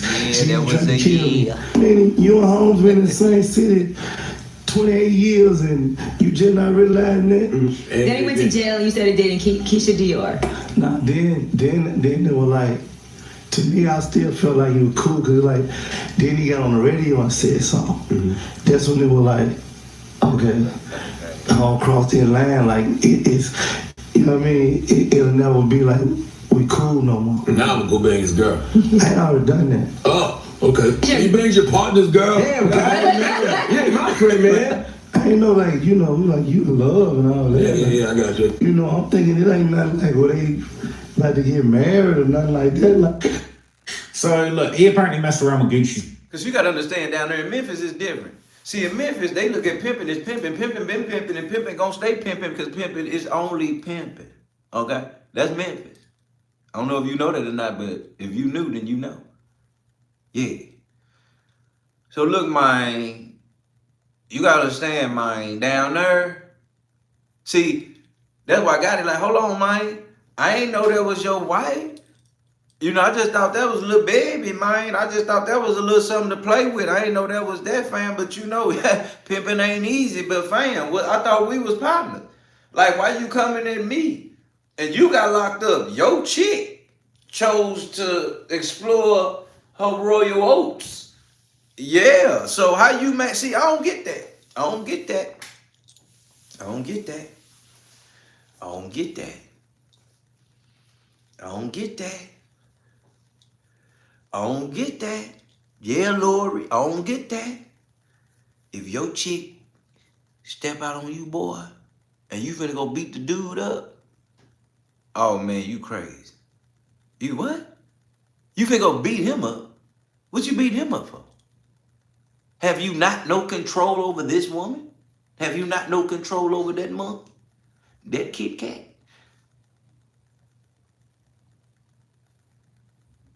Have you no control over that? Because who you finna beat up? Are you finna beat the dude up because he beat up that monkey? You better know when it's your walking papers, Naya said. Huh? You can't beat no man up because your woman chose to ride his body. You can't beat no man up for that.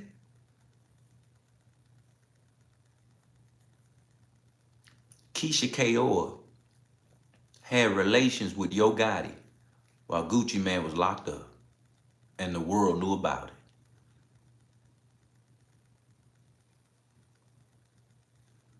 it. Gucci got out and was like, what?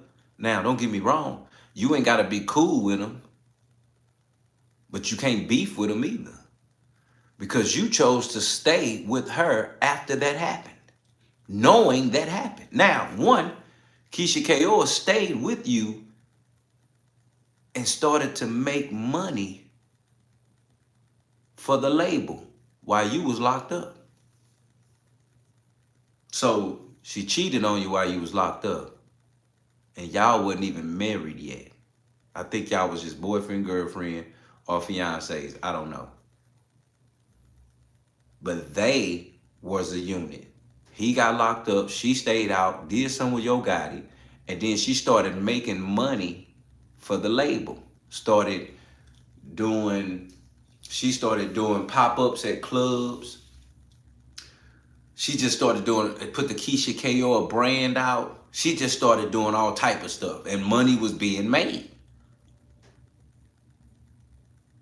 She played and used them. That's what you said, Rue. That's what she did.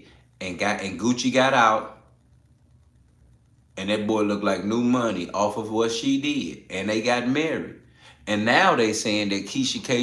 is controlling his life as if she is his handler and if Gucci is a clone. Oh no, you know, we're gonna tell it like it is. Here, hit that like button right now. Double tap that screen, double tap that screen, double tap that screen. Hit that, do it right now. Because you know we're going to keep it 100 over here. They saying that Keisha K. is Gucci Mane's handler now. They saying he's a clone. They saying that man ain't even that man. Okay? And they saying that she's the handler and she knows that man. So in that regard, what is really going on? If Gucci is not really him and he's a fake body and she knows this, she is fully doing whatever she pleases at any time she pleases to do it. You know who else is doing that? Jada Pinkett Smith, the female Diddy. You got this man over here giving you full-blown fellatio. You got this woman over here giving you full-blown backdoor fellatio. You got this man here serving you in your face fellatio. And and you control all that's going on around you at any time that you want to. But when it's time to come outside for the lights, camera, action, you have to snap Gucci back into it so he can look like the one that runs the house when he's the one that follows the spouse. Woo, that's a bar, Chris. That's what's going on, fam.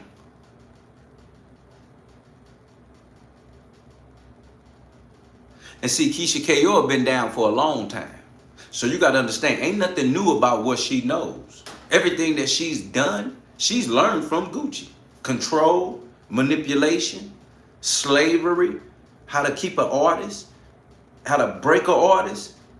And it was an artist that passed away, a female, because Gucci had signed a philanthropist of people, and he called it the New 1017. It was 2 artists that got locked up, or 3, 2 of them that passed away, Big Scar and that girl. And we don't even know what a girl passed away from. She might have seen something retarded and then all of a sudden, pow, her out the way. There we go, Chris, enchanting. See, that's what I see. That's how you know we fam here. She said on the interview on the Breakfast Club that she controlled him. Ruth, tell me that right now. Tell me that again. Because you said what?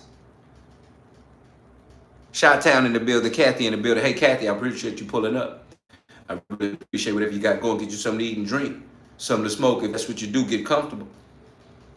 Please hit that like button, subscribe. We're going to save your life. We care about you. You just don't know it yet. So she on Breakfast Club telling people that she controlling Gucci. Ain't that crazy time? Ain't that crazy time?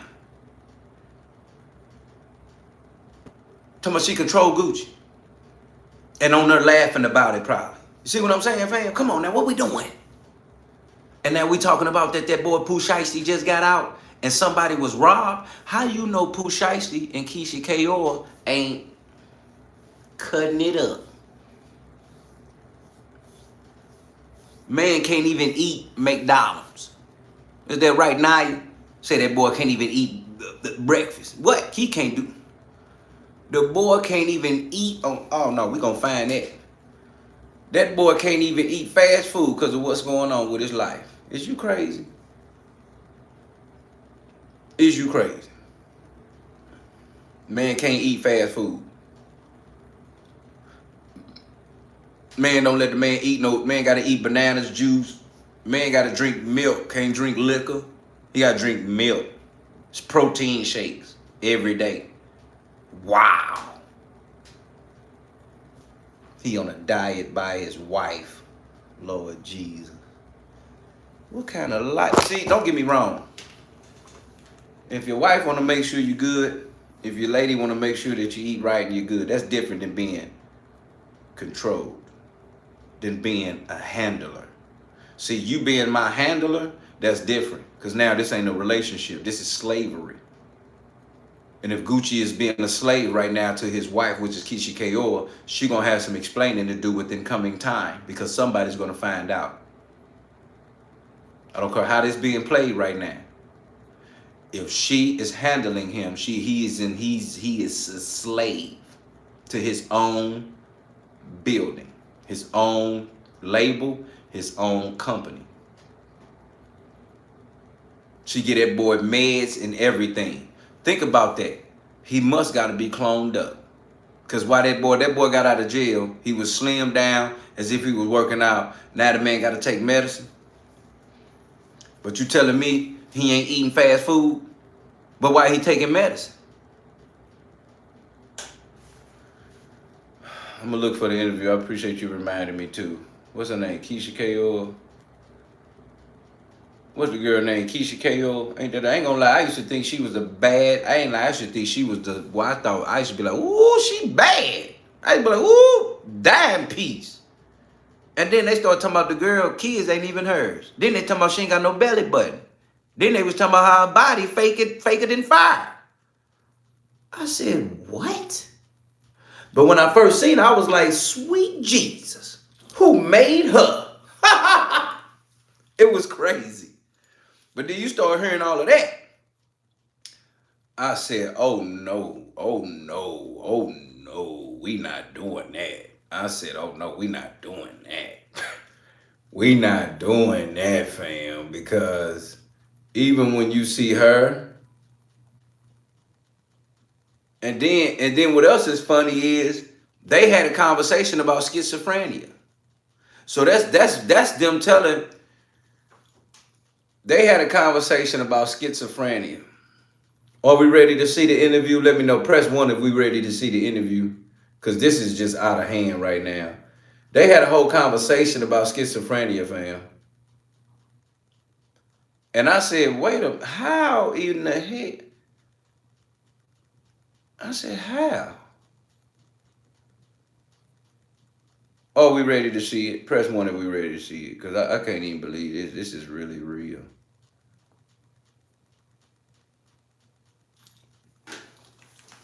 Press 1 if we ready to see it, because I need to know that we ready to see it right now.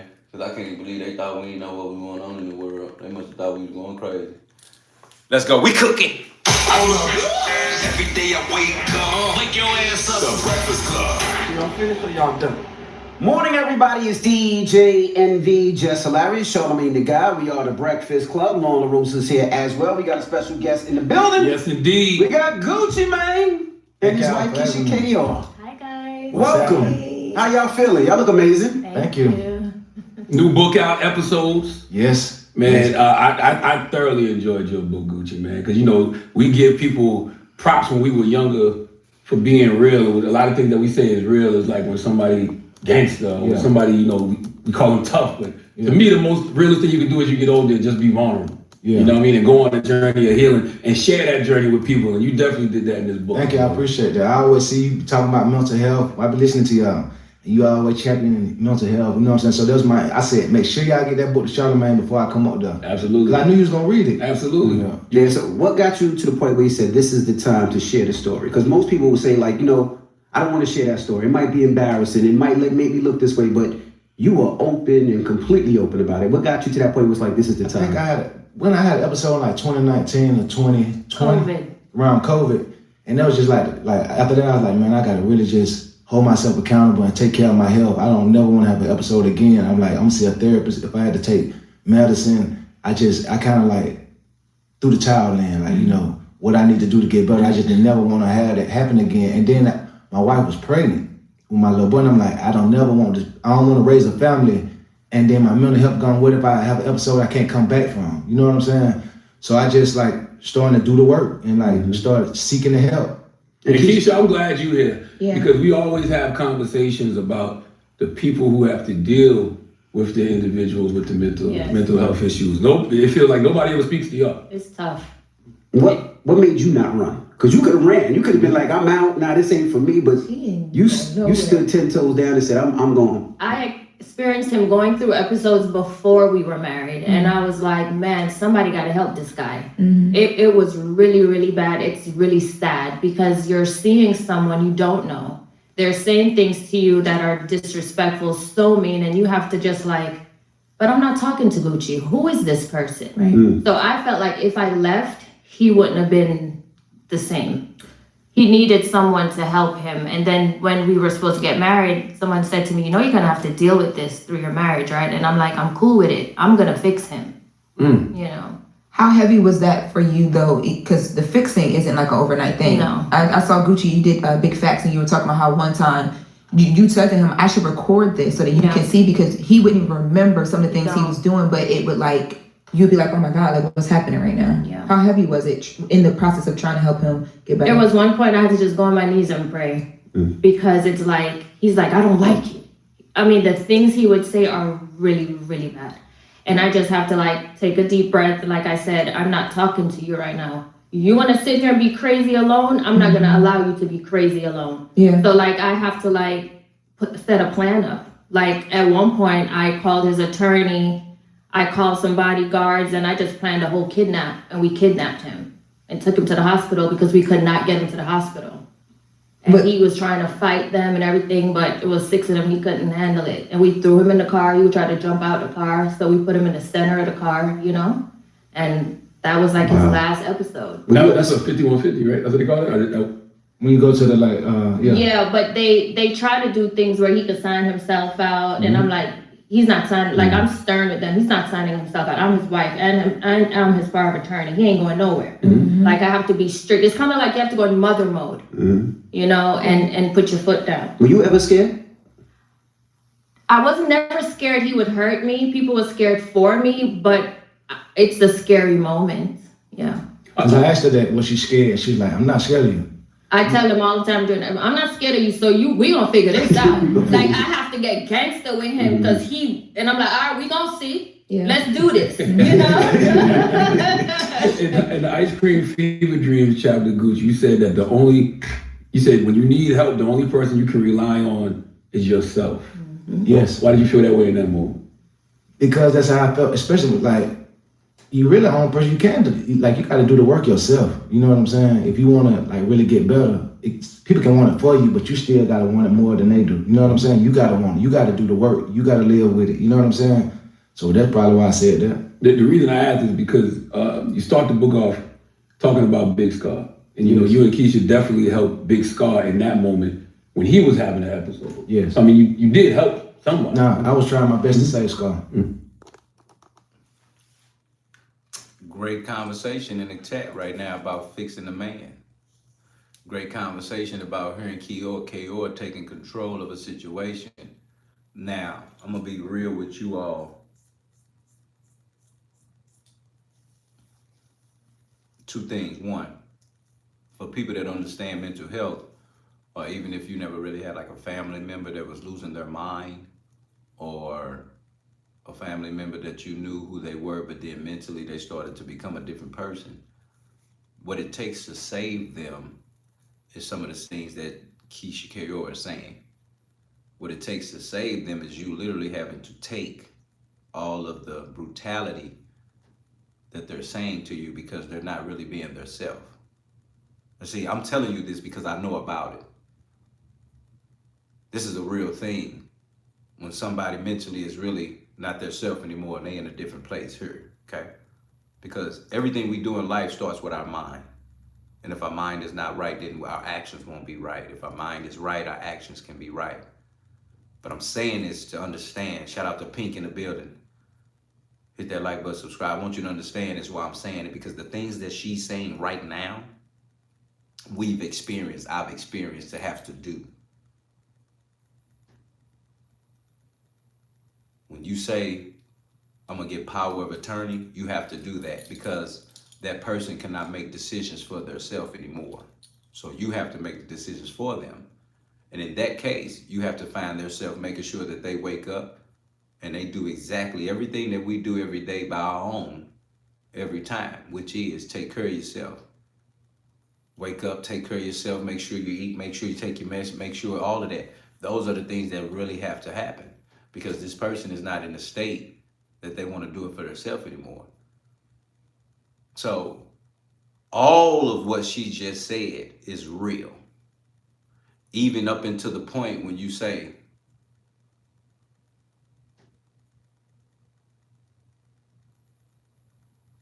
and that's real, Cat, because you can listen and let them vent, but see, even in that vent, you have to understand that that vent lasts so long. It lasts for days. And sometimes it can go for weeks and it can go for months. So venting is a thing. But after a while, it's not venting anymore. It becomes comfortable for them because they know that that becomes comfortable for them. And that's not good for them, nor good for you all. So you have to come up with a defense even for that venting, because that vent is not really even a vent. It's more so them just telling you what they want, the way they want it, and what they want to do when they want to do it. Even if it's not good for them to do, even if it's not right for them, they become in a state of mind where they just want to do what they want, period. Even if the bad is making them comfortable, you have to make a decision and say, I got to save this person's life. It may seem mean, it may seem disturbing, it may seem uncomfortable for you or them. But at the end of the day, the greater good is I'm trying to save this person's life. So it's tough love. That's some of the toughest love you can ever go through when you're trying to save a person in a mental illness place. That's some of the toughest love that you'll have to go through, because you have to remind yourself that this person is not the person that you're used to, and this is not the person you're really talking to. You got to ask God for forgiveness, because you may say something disrespectful, or you might lose yourself because of being frustrated, because you're not a professional to be able to endure what comes with that. You're nothing but love, friendship, or family that's trying to secure this person and save their life by securing them. But you're not a professional that can take that, because you're a human as well. So you have to identify the love. Let me say that again. If you ain't never been through it and you ever finna go through it, you must identify the love that you have for that person and make sure that that love is right here. Right here. And I'm pointing because I'm telling you that the love has to stay right here at the front door. Every time you address them, love has to be right here. Because the things that come out of their mouths, the things that they do, and the things that maybe have said can hurt you. Because you love them so dearly, you're not expecting them to talk to you like that.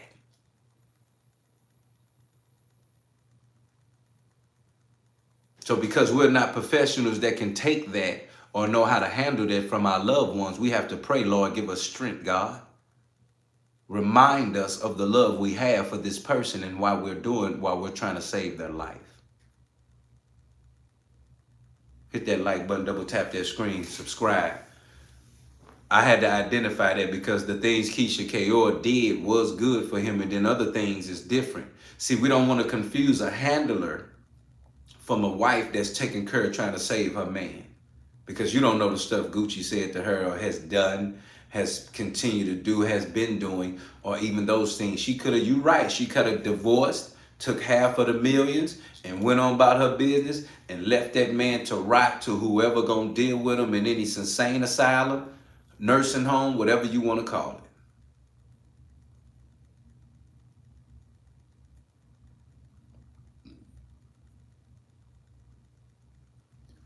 It's patience. Patience is the only key, and the Lord is the only love that you can continue to endure when your family member is in that type of situation. Hit that like button, double tap that screen. Let's go. I'll try my best to say Scott, and like, even he was a big inspiration for the book as well. But what was like, when I reached out to the co-writer Kathy and writing the book, I was telling her about, like how I helped Scott, and my wife was talking to me, but she was on, like, I wouldn't even let Scott know that she was telling me the stuff to tell him. Mm-hmm. It, like, while we writing the book, like discussing the book and just going over how we're gonna make it, Scott died. Mm-hmm. So I hear her like, Scott done passed away. It went for him being an inspiration. Before I can finish the book, he passed away. Mm-hmm. So that was just super deep, and it made me like, I gotta do this. I gotta even be more vulnerable, because I'm gonna help people that I don't even know. Because I was trying to help somebody who was so close to me. You know what I'm saying? Mm-hmm. And I didn't succeed. Mm-hmm. When you break down in the book that September 13th episode, right? Yeah. You better be a member, you better be family. Hit that like button, subscribe right now. You have to go back and say, you know what, let me fix some of those situations. Yes. And who did you call first and say, let me fix that? Because we were on air that morning. Yeah. And we just remember, it's like, damn, Gucci just going crazy on everybody. And the the sad thing about it is, for media, press is like, that's gold at first. Like, oh, this, that, and the other. Then when you sit back and look at it, be like, damn, like, maybe we shouldn't have went that hard and promoted, because we can see now he was going through an episode. So the first question is, that in the book about the media's role in that. Yeah. But to answer Envy, I was super embarrassed and hurt by the things I said, because like I wasn't well then, right? So then I got locked up. So a lot of those people who I was saying stuff to, they were like, they never gonna mess with me no more. Mm-hmm. So even when I got out 3 years later, I still was like, I apologize to Ross, Drake, Nikki, like all them people accepting my apologies. They just don't know, it's like a weight off my shoulders. Rob, I appreciate your family being a member. Ross Thank you so much, man. Help me, you know what I'm saying? Mm-hmm. And I said something about him. Birdman did all this stuff for me. Why would I say something about him? So I felt bad, you know what I'm saying? I felt terribly bad, and it was just eating me. It was like it was super heavy on me. You know what I'm saying? So I apologize to everybody. Everybody that would accept my apology, I apologize to. Everybody who would accept my call, I apologize to. You just think anybody who I was dissing, I apologize to. When you see artists doing that now, do you know exactly what they're going through? Yes. I do. We be like, Success going through an episode. I can see it because I've been through it. And I'm be like, I be feeling sorry for them, you know what I'm saying? But because I see the media, they just go with it. Appreciate like, that, person, Ken. like, I'm here for you, fam. Being, I'm here with you. Like mean or whatever, but they be like going through something really mental. It be some mental health stuff going on. Do you reach out to any of those artists? I'm trying to think. Did I reach out? Now I don't do a lot of reaching out because some of them like I feel like they wouldn't be accepting of it. You know what I'm saying? But because you wouldn't be accepted at that time. Yeah, at that point you can't really talk to them like that. But like my wife said, I wish I could talk to the people that know them to tell them how to help them. Right. You know what I'm saying? That makes sense. I tried to reach out to Kim when Kanye was going through an episode. It bothered me so much, but I don't know her, and I didn't want to feel like a groupie. Yeah. So I tried to send messages to people. I never succeeded, but this was during their marriage. I'm like, damn, I want to talk to her so bad. Like, I can help you, but I never was successful. We talked about that on air the other day because she sat down with her daddy and talked about what it was like on the inside, while also trying to protect their public image and the way she thought people would look at her if she decided to leave. For you, what was it like? I mean, talking about Kim, what was it like just trying to protect the business that you guys have built while I have a system. personally? I take his apps off his phone. First thing I do, I delete Instagram. I delete everything. Even if I got to change his password, I'm changing it because I don't need the public to know he's having an episode. You realize you'd never know about any other episodes since September 13th because I control that. Because you're not going on Instagram, you're not going on Twitter, it's deleted. You know, and I just control everything at home. And now before the episodes come, I catch it. So that's why he hasn't had another one. And how you catch that is he doesn't speak to you. He wants to be left alone. He don't eat. He does not sleep. Text messages, there's a period after each word. And I'm like, you're going through an episode. You're sick. No, I'm not. Ain't nothing wrong with me. Why do you think that? You're not speaking to me. Well, there's nothing to talk about. I said, well, that's not how you speak to your wife. And I'm like, you're sick. And we snap out of it right then. Wow. You know, we heard Kim this week say how Kanye just used to give away their cars and stuff when he would go through episodes. And in the book you talk about, you just used to be giving away stuff. I gave away jewelry. Money. And jewelry costs so much. You know how much it costs for jewelry? Like, I would give my friends jewelry and like they know I went well, they'll take it.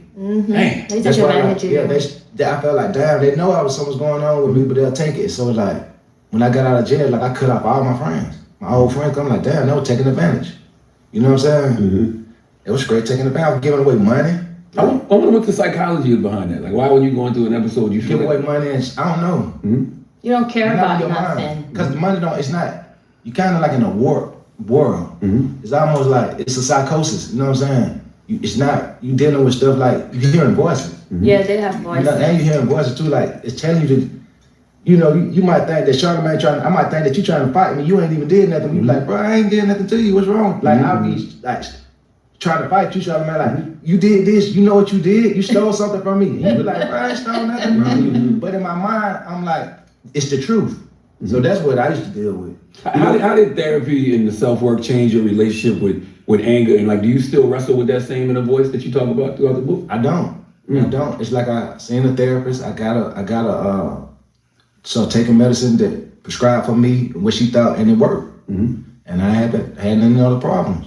You know, I always wondered when people have episodes, what sparks it, right? Sometimes, you know, you see homie from the hood and they'll say it's some bad weed, or they'll say it's some lean, or what it was. So I always wondered, do you know what sparked the episodes?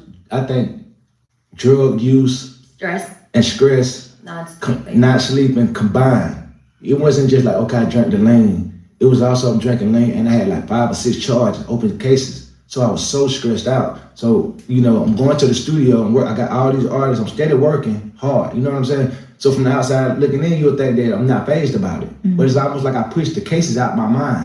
You see what I'm saying? But it's still a stress, but I'm just not dealing with it, I'm not talking about it. I'm just like acting like it's never gonna happen, like court not gonna never happen. But that's a big stress. And I'm steady drinking lean, smoking weed, taking pills to kind of numb that. And then one day it's just like the straw that break the camel back. Boom, now my mind can't take it. And so what gets there now? Because you said sometimes now you look at him and say, I can see an episode coming there. Is it stress now? Because, I mean, the craziest, the best thing I heard about Gucci, that I was like, damn, I'm like Gucci. It was like, Gucci go to sleep at 8 o'clock. 9 o'clock, he tired. 9 o'clock, I'd be like, kids, it's time to go to sleep. I'll be tired too. Yeah. But what gets you to that episode now? And I'm going to be real with you, Kat, because Kat is saying that, Kat said that she is his mama, his auntie, his sister, his cousin, his friend, and his parole officer. That is not good either for him.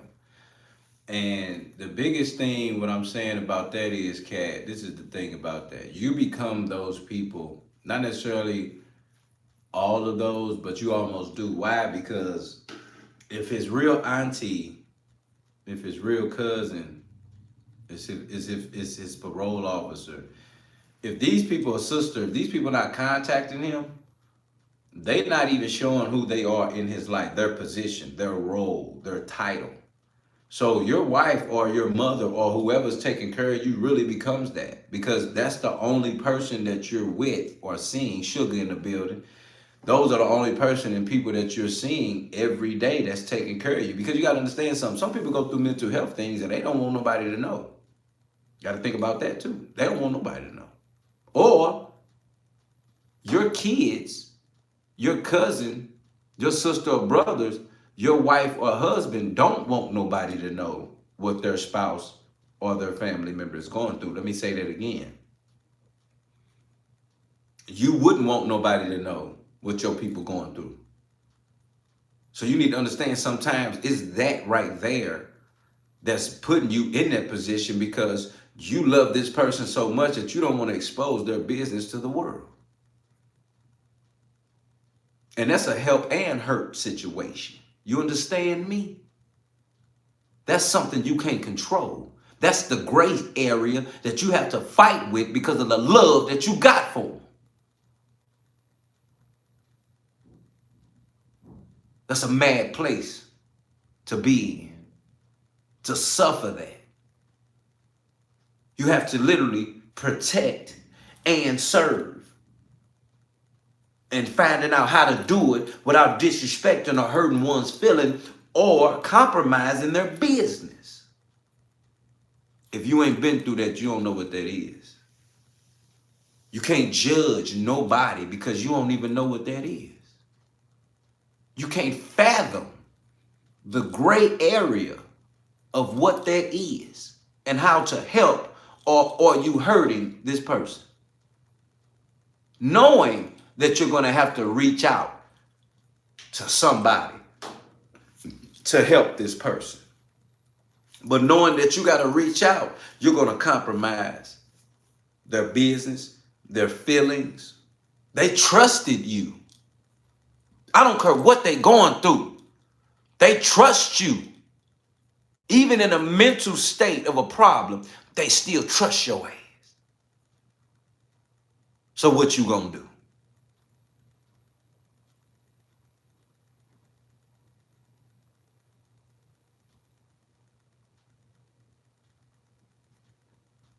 That's the point I'm making, Kat. It's all at the same time. So you don't really get to say, hey, this is this, or hey, this is that, or hey, this is what we gonna do, or hey, this is what we not gonna do. It's a gray area. And you gotta ask God for strength. And you gotta be strong and numb to move forward and do what's right. Even if it hurts that person. Why? Because you still want them to be in the land of the living.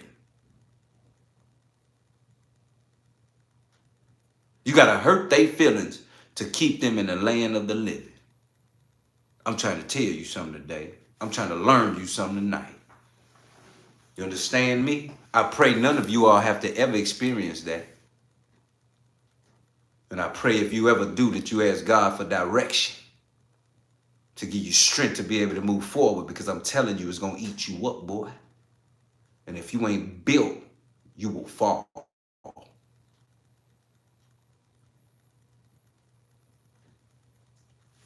Let's keep going. So in 2019, 2020, COVID. It was COVID. That really just messed me up. And then another thing what triggered the episode was I got my teeth done and they put me under anesthesia. And the drugs messed me up when I came from out of anesthesia. I was having an episode, flipping out. And I'm like, damn, I ain't even doing, I can understand it. You know what I'm saying? So even if I go, it's like, damn, I never thought that would be a trigger. But that was a trigger.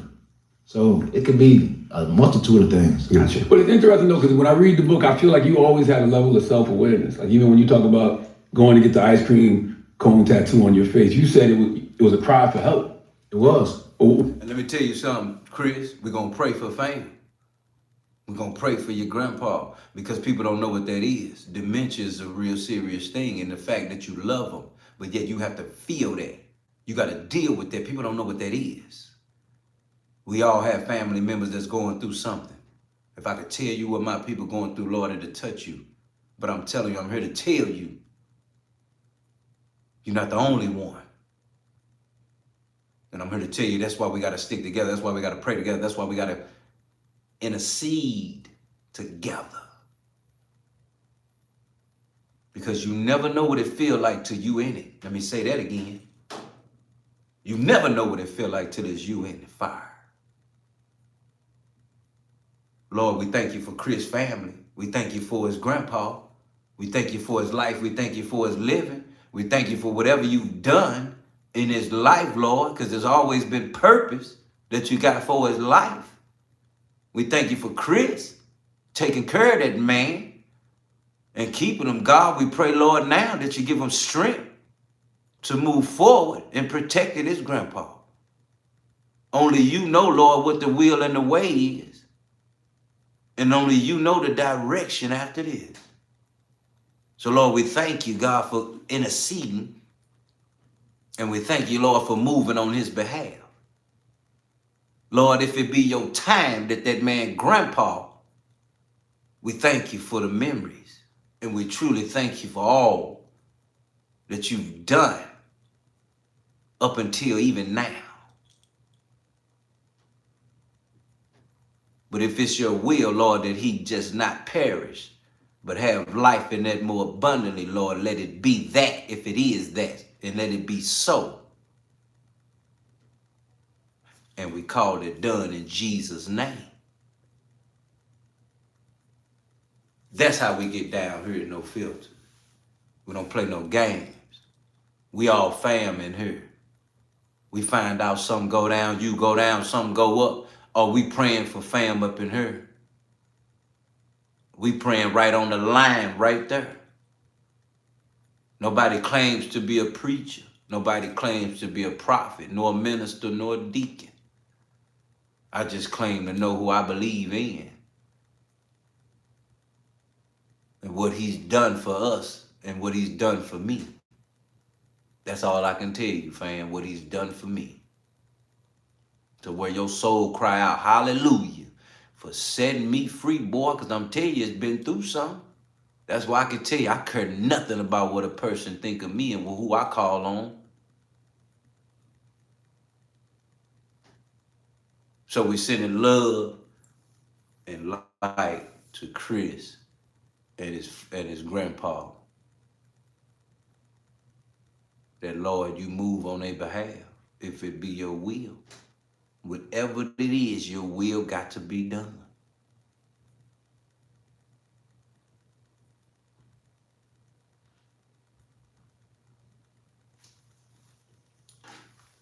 Why you felt like nobody heard you? Like even when you were doing all that, why you think nobody heard you? Everybody thought it was like a marketing campaign. Mm-hmm. You know what I'm saying? Nobody, like, I remember like the whole, it was like I had went to court.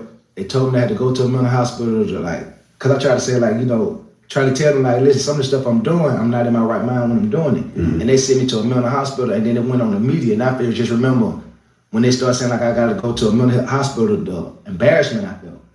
And then it's like, maybe it wasn't even 2, 3, 4 days later, that's when I got the ice cream cone tattoo. So, you know, it was almost like a cry for help. Mm-hmm. You see what I'm saying? I can't explain it. It's hard for me to put it in words. You know what I'm saying? Him being Gucci Man without me, no one helped him because he's the artist. No one is gonna say, Gucci, you're not well. Gucci, you need medicine. They just keep on giving him the weed, giving him the drugs, and he keep on keeping on. So that was the problem. No one took the time to like, damn dog, something is really wrong with you. Yeah. That's how I came in after all of that. Like, you need help. And I'm telling, back then I used to be like, ain't nothing wrong with me. And they kind of like, when I'm saying nothing wrong with me, give me the weed, they like going with that. You see what I'm saying? Because I'm like, somebody put something in my drink or something, like, it's an excuse instead of just saying, okay, no matter, I got a problem, I need to fix it. It's almost like, you know, I shouldn't have this problem, why me type shit. That's how I feel. Like, why, don't nobody else got to deal with this but me. So I kind of like, I didn't want to accept it. You know what I'm saying? Because I felt like, why I got to deal with this? You get what I'm saying? Like, why I got to have this affliction? Why I can't be straight? Why I got to have a mental health problem? Like, why I can't drink lean? Really, like, why I can't drink lean and smoke like everybody else? Why if I drink the lean and smoke, I got to be in the mental hospital? That's how I used to feel. And it felt like the people at the label didn't look at you as a human being. Like, you was just an artist. Because you said, after you got the ice cream cone tattoo, one of them called you and said, man, you a G. Because I'm going to tell you something, why people felt like how they did with Keisha K. He really needed her. Because nobody was around to do whatever she's doing. Let's make sure we understand that. Let's note that. Gucci is not well. He hasn't been well. Nobody know that but her. How did you not expect her to step in and take over? They built an empire. This man has done a lot to be in the position he is in with a lot. You think she gonna let that fall and die? I expect her to take control. I expect her to do as such to save the company, save the business, save the family. If she didn't, you would know no more of Gucci Man, and Keisha K. would have been just a memory. So we got to look at that a different way. We can't look at this as a handler situation. I didn't really know what was what, but now that I'm hearing what I'm hearing, I'm knowing she had to step in as I have and as other people have in family and as other people like Chris have had to step in for their family.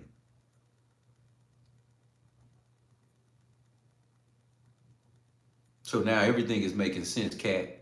You hear me, Kat? Everything making sense now. We know why she doing it. And that's what we do here at No Filters. Hit that like button up or tap that screen. We read the headlines and then we read in between the lines. And I say that for a reason. Tanya, Sugar, Kat, KDS, Tanya. It's the reason why we read the headline and read in between. Because if I took somebody telling me the headline and I just ran with that, I would be lost too.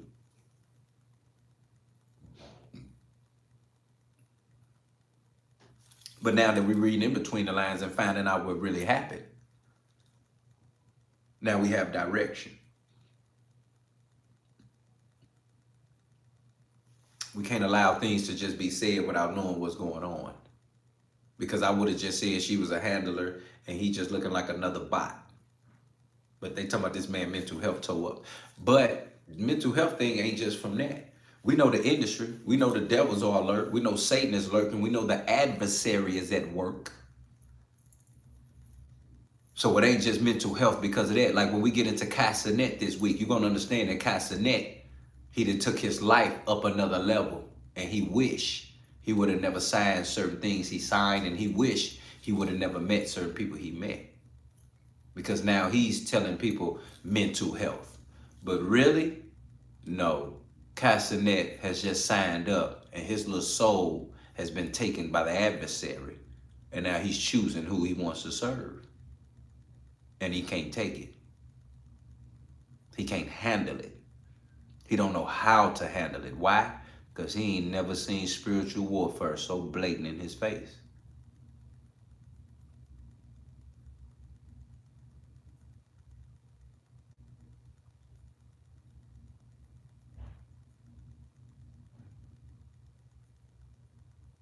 That's real, Cat. 3 doors.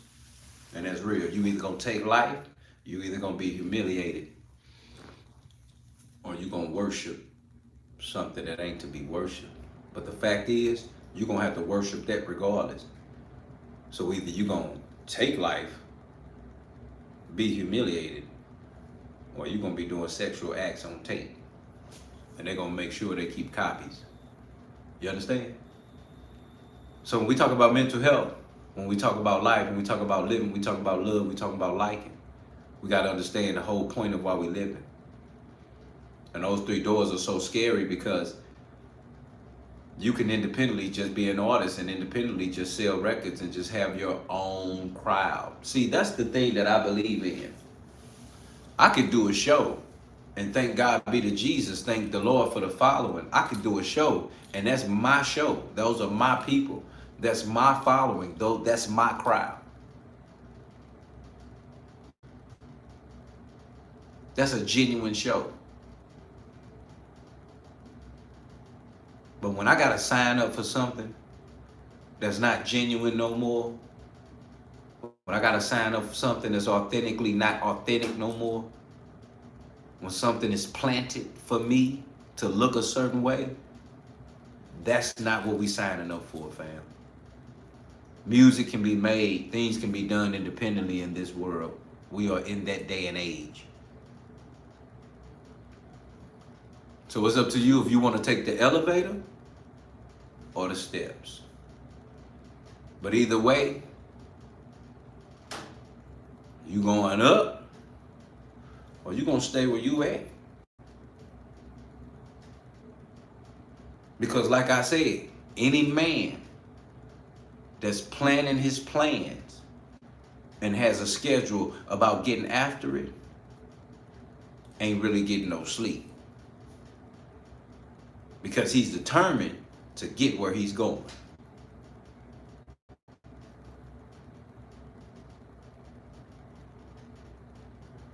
And you got to understand, anytime a man is determined to get where they're going to lose some sleep. Because trust me, it takes no sleep to get some places we want to get to. You can't beat that. Oh my bad. You think you going to get all that rest and you want the world? You cannot have the world and rest. To have everything don't come with rest. While you resting, somebody's getting the world. Tell your neighbor that. While you resting, somebody else is taking the world. And all that is in it. So even for women, men, women even more, you got to take time out to know that you need a man. Men have to take time out to know that you need a woman. Because those values still matter. Everything we do is not based on just us no more. We're put on the earth to multiply. And we got to thank God for people like Tasha K that chose to stay to save a man's life. And they created life. They have children. That's what you got to understand. The war is against humanity, life, and death. That is it. It ain't about Hollywood. It ain't about black and white. The war is against mankind and life and death. Which side are you on?